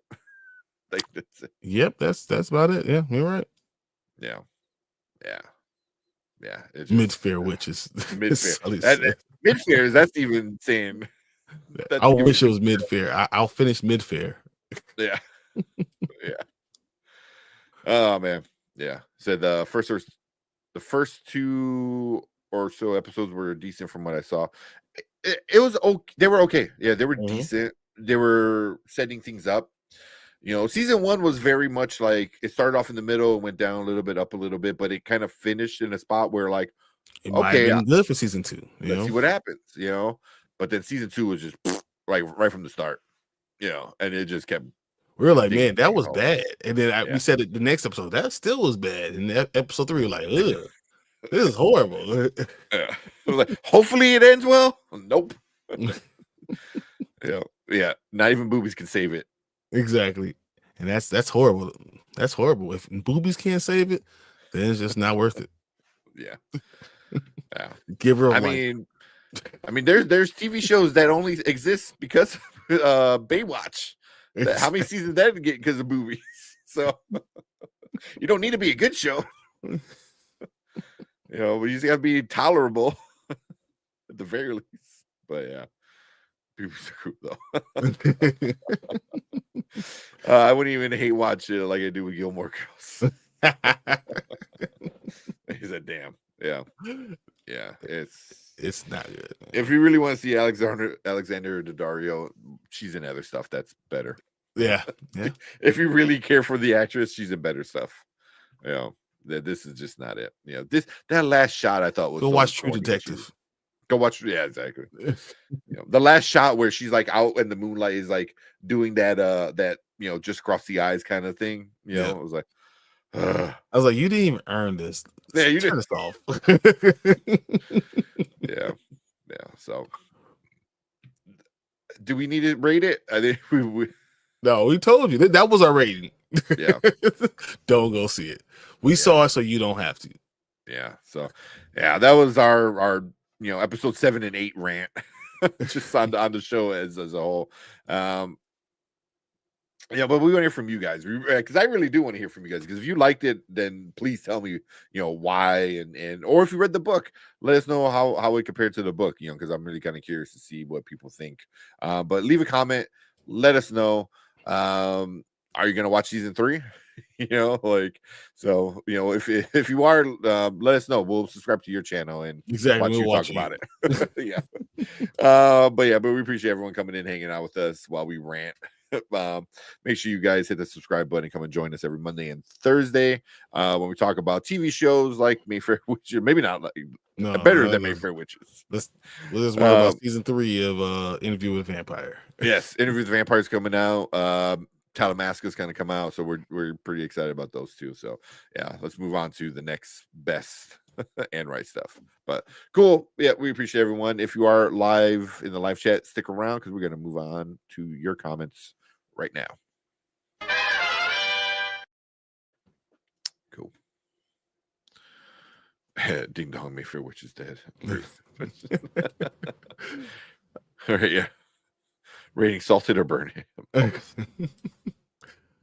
Salt and then burn it. It's True Detective movies make careers. That's exactly what happened.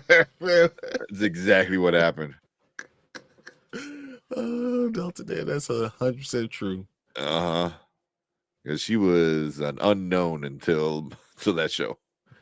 And then she was The Rock's daughter in what's that the movie, the End of the World movie, when he was like he's the firefighter. Oh, and he's like the rescue person.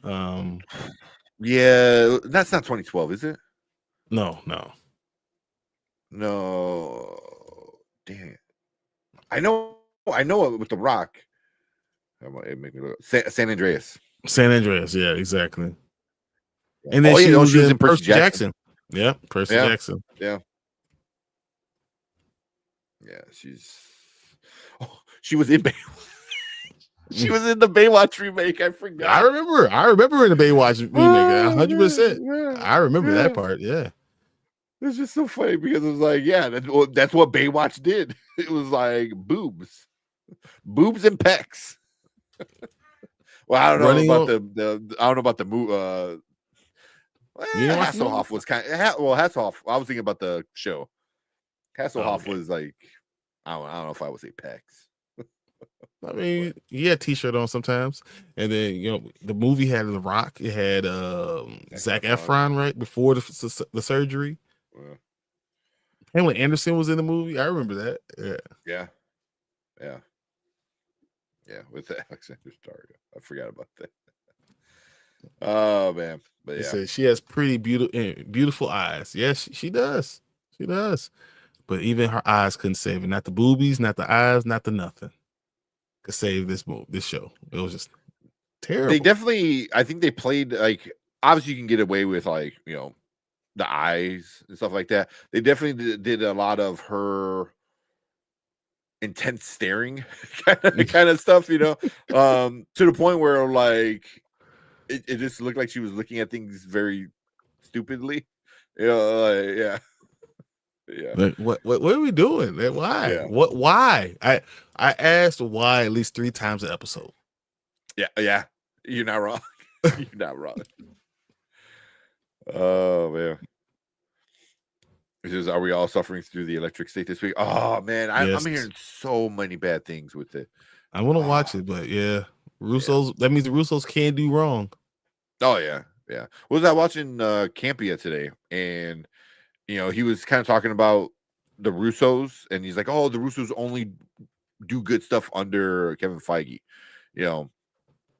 which is true because they make great stuff with Kevin Feige. But he said like, if that's the case, then Kevin Feige would always be making good stuff too, But he's like, but Feige and the Russo brothers together, they got the magic, and I'm like, yeah, they obviously do. I mean, honestly, because what the best thing the Russo brothers is they're producers and everything everywhere all at once. Yeah, but no, the Chris Hemsworth movie, the action movie. Well, I'm drawing a blank on it. Oh, Extraction. 2. Yeah, I love The Citadel. I don't know. I don't think I've ever seen that one.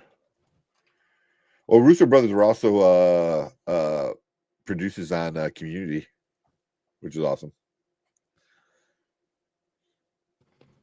They help start Community as a TV show. You never saw Citadel? Which I don't think so. Well, you said they directed it, or Priyanka Chopra or whatever. Jonas now. Jonas. Yeah. Stanley Tucci was in it. It was really good. I thought it was the first season was unbelievable.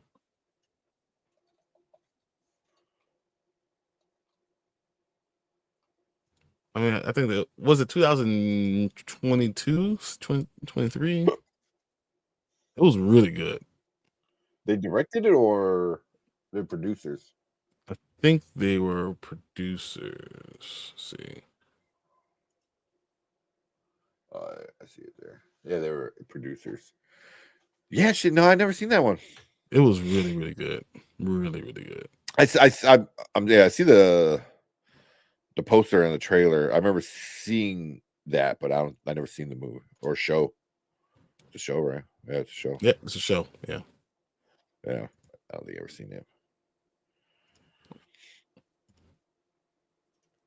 Yeah, I remember seeing that poster. Oh, it's a Prime one. Yeah, that's probably why. Yeah, but the Gray Man, I didn't like the Gray Man. I didn't like Cherry. Happy endings. That was terrible. Some of the other stuff, happy endings. I don't even know. That was a TV show. Community. They did 14 episodes of Community, which is awesome. Directed. I love Community. But some of this other stuff like You Mean Dupree, I didn't. It wasn't good. I guess they did some Arrested Development, which is cool. Yeah, so none of this is like greatness. But Endgame, Infinity War, Civil War, Winter Soldier, all the best Marvel things that ever happened. Some of the best comic book movies. Just not even just Marvel, just comic book movies.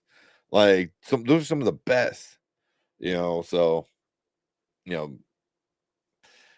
that's why with all that said, Electric State's gonna not be good. So I'm hearing so many bad things about it. Yeah, that's why how Russo's outside the MCU are pretty much trash behind the camera. They might be better producers, or maybe for TV, maybe they're good for TV. Because I see a lot of their TV stuff. They did Arrested Development. They did that Lax, which I know people love that fucking show. They did a few episodes for that. They did 14 for Community, Happy Endings, got high ratings. So they're executive producers for the TV show From that I love. Are they? They're executive producers. Yeah, maybe they're better producers because I know they're producers for Community and a few different shows. So. Because they have their studio. Their studio is pretty good. Their production studio. Mm-hmm. So, but if them being with Feige makes amazing movies, then just all day. I'm still questioning with this Doomsday. I don't know. We'll see. Yeah, we'll see. That's gonna be interesting. Delta Dance. I'm gonna check out Electric State though. I'm gonna check it out. Me too. Yeah. Because I do like everyone involved in the movie. I thought the trailer looked trash. Trailer looked, it looked cool, but like the concept was, I feel like the concept that we've seen before. I didn't like the robot. I didn't think. I don't think I liked the trailer at all. No. I knew I was gonna watch it. Santucci's more things than Pedro Pascal. No one's in more things than Pedro Pascal. Pedro Pascal's been in more things than Morgan Freeman and like you start adding all of them together, oh goodness. What IMDb says? Like how many actor things he was in? 74 credits as an actor. It's not that much, but that counts like SNL, stuff like that. That's not that Although much. Freaky Tales looks kind of cool. No one wanted to watch the trailer. No, because I didn't know. I kind of glad I watched the trailer. Oh, he was in some Community webisodes. He was in at least one. I didn't know that. He was in If Beale Street Could Talk. Yeah, I remember him in that. Oh man, I have to watch it. I haven't watched it in a while. It was a really he was in The Equalizer 2. Yeah, I remember he was in Kingsman, Narcos. Yeah. You know who's been in more movies than anyone I could think of, like off the top of my head? It gotta be Samuel L. Jackson. Oh yeah. Oh Samuel yeah. L. Jackson has to be in. I'm gonna guess he has to have like 300 acting credits. I'm trying to find it. I don't know. Oh, You it's gotta go only to IMDb and just 217. It's only that's still a lot. 217. That's a lot.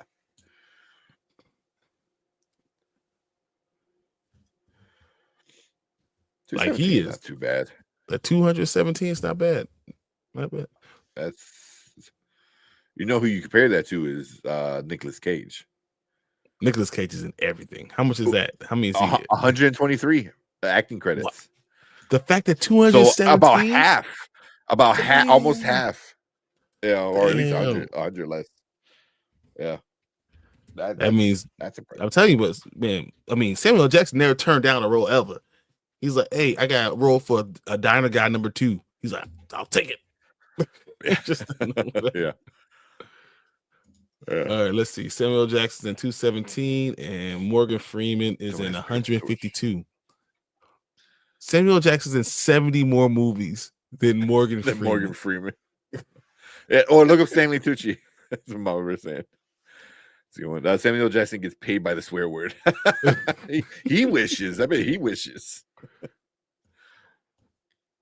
Oh man, Django Unchained. That means he's still getting paid for that. Stanley Tucci has been in. I mean, it's wild that he doesn't hold the record. The Samuel L. Jackson doesn't hold the record for the most swear words in a movie. 141.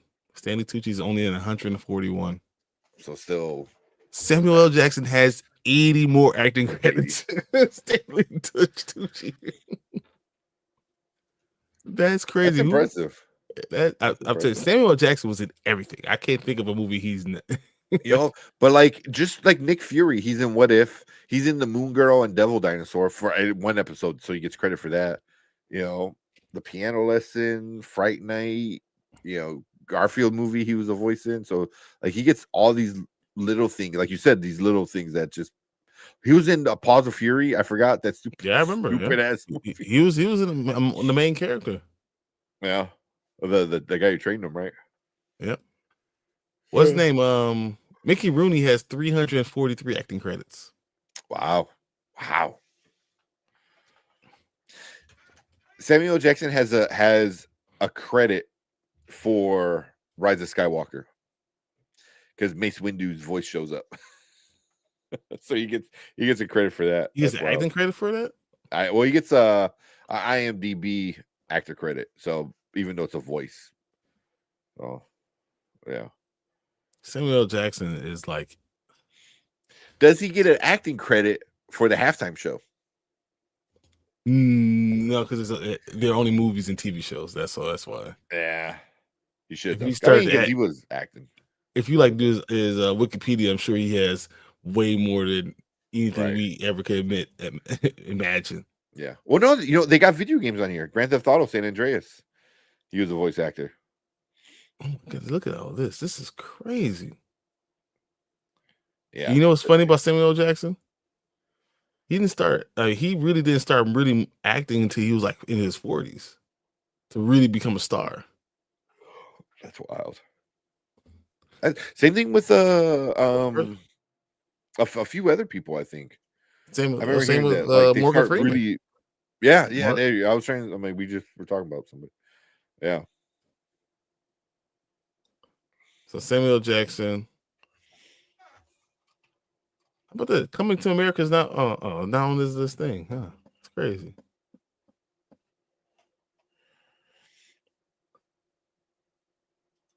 He was in Do the Right Thing, Coming to America, School Days, Eddie Murphy Raw. He was in that.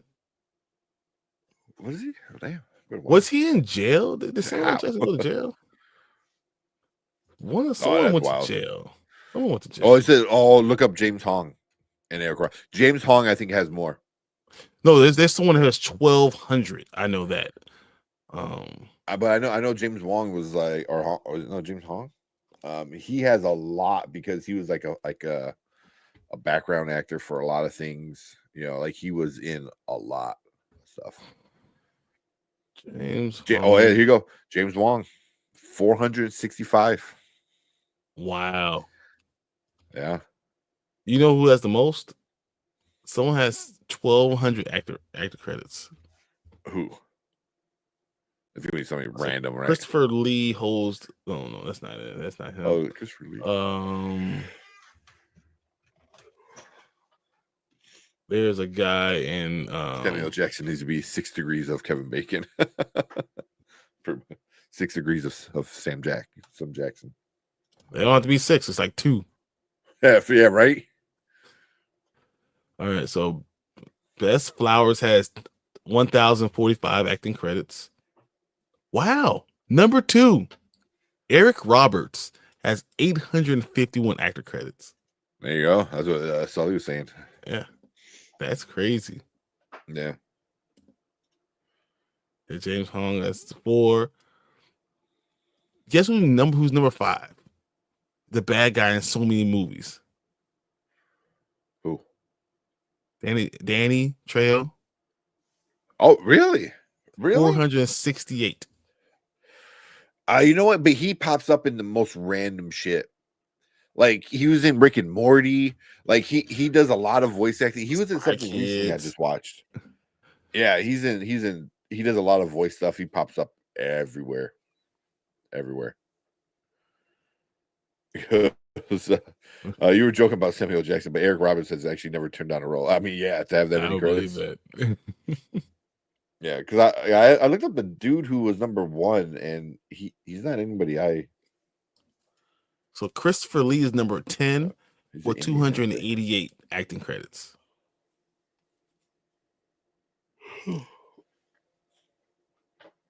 That's crazy. But yeah, the guy number 1, the guy you said with like 1,100 or whatever, he's like an Indian actor and comedian. Brahman Andam or whatever. Yeah, so I doubt I see anything with him since I don't watch any Bollywood. So Samuel Jackson is number 15 on the list, and Lou Gossett Jr. is right. It's actually Samuel Jackson now has more than Lou Gossett Jr. Yeah. Well, that's crazy, man. That is crazy. Seeing who actually doesn't turn down any roles. Yeah. That's and like I love hearing like some of these stories from these like more well-known actors now of them trying to get in movies, and in order to get like your SAG card, they said they would have to say a line in the movie. So they would like I think it was Brad Pitt, I want to say, or somebody else but they said like they were a waiter, or a busboy in the movie. And they were pouring a drink, and he tried squeezing a line in. He goes, "Oh, whatever he said." He goes, "Oh, tell me when," or whatever. And the director kept getting pissed, and the actor kept getting pissed. And he really wanted to have a line, because having a line in a movie means you can then become, a SAG actor. So and I was like, that's hilarious. Like, I want to hear more stories like that, more of them, like these random, like how they got into the business kind of stuff. Yeah. If I'm correct, Samuel Jackson got kicked out of Morehouse College. I feel like he was expelled from Morehouse College. Yeah. I wonder like how he got into what acting. I just looked at stuff. That can't be right. That can't be right. Huh. Well, it said why he was expelled. Was it bad? Samuel Jackson was a student at Morehouse College at the time. He and the other students locked the board of trustees, in which included Martin Luther King Jr.'s father, in their room. They refused to let any of them go until they addressed the deep racial inequities that existed at the school. Oh. That sounds like Samuel Jackson, right?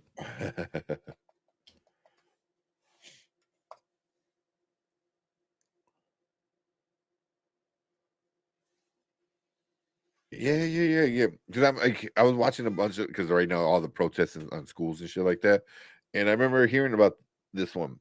I didn't know he was part of it. Yep. That's why he got expelled from Morehouse College. Huh. Yeah, that's why he got charged. He was charged and convicted of unlawful second degree confinement. felony. He's like Yeah. a second degree felony. Yeah, because I don't know if he didn't pretty have much. time, but he couldn't act for a while too. Yeah. While suspended, Jackson was employed as a social worker in Social LA. worker. Yeah, that makes sense. Yeah.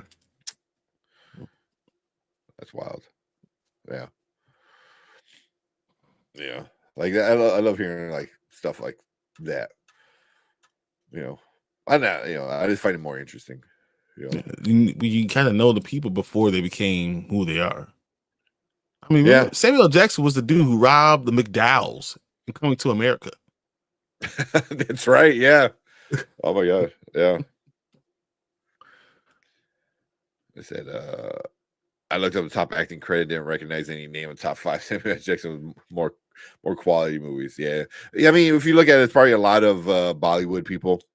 A lot of Bollywood actors and stuff or like that. older actors that were the only 15 actors that are allowed to be in movies. Yeah. We already brought that one up. But all right, yeah, shit. It's 1 o'clock. Let's go. Let's go to bed. Get out of here. Got sidetracking about. I'll start because of Pedro. Damn you, Pedro. Exactly. Yeah. But I gotta give another shout out to Jeeves. For Yes. the super chat, the $20 super chat. Oh my God, that was awesome, Jeeves. Our Canadian friend, Cheese, who has a Jeeves beautiful. Canadian too? I know, yeah. Yeah, Found out about that on Saturday. She's also Canadian. So many Canadians. At this point, we just need, like you said, like a Canadian flag. I'm saying, I want to have an American flag and a Canadian flag. Oh man, Tony. Up, at 1 a.m. Yeah, we're about to log off for the night. I'm a global mass distraction. Yeah, exactly. Mass distraction. Oh man, Sammy's a social worker. Get your shit together, bitch. Get your shit together, motherfucker. What's wrong with you? I like that. That's funny. That's funny. Oh man, but yeah, let's get out of here. We appreciate everyone hanging out with us for the night. Thank you guys so much. Again, thank you, G's, for the super chat. We'll be back on Thursday. I don't even know what Daredevil. I know Daredevil, definitely Invincible. Invincible. Oh, I cannot wait for Invincible. Yeah, cannot wait for Invincible. The finale. It's gonna be so good. So yeah, maybe those will be the main topics. topics. Guys to watch Paradise, but until then, I'm going to do my own thing. No, you and your dad do it. I think that'll be a good one. We definitely will do it tomorrow. That's not, yeah, it's happening. Yeah, that'd be a good one. But cool. Yeah, we will see you guys on Thursday. Appreciate everyone hanging out with us. Thank you guys so much. Have a good night and a good week. But later. Later. Don't forget to like and subscribe.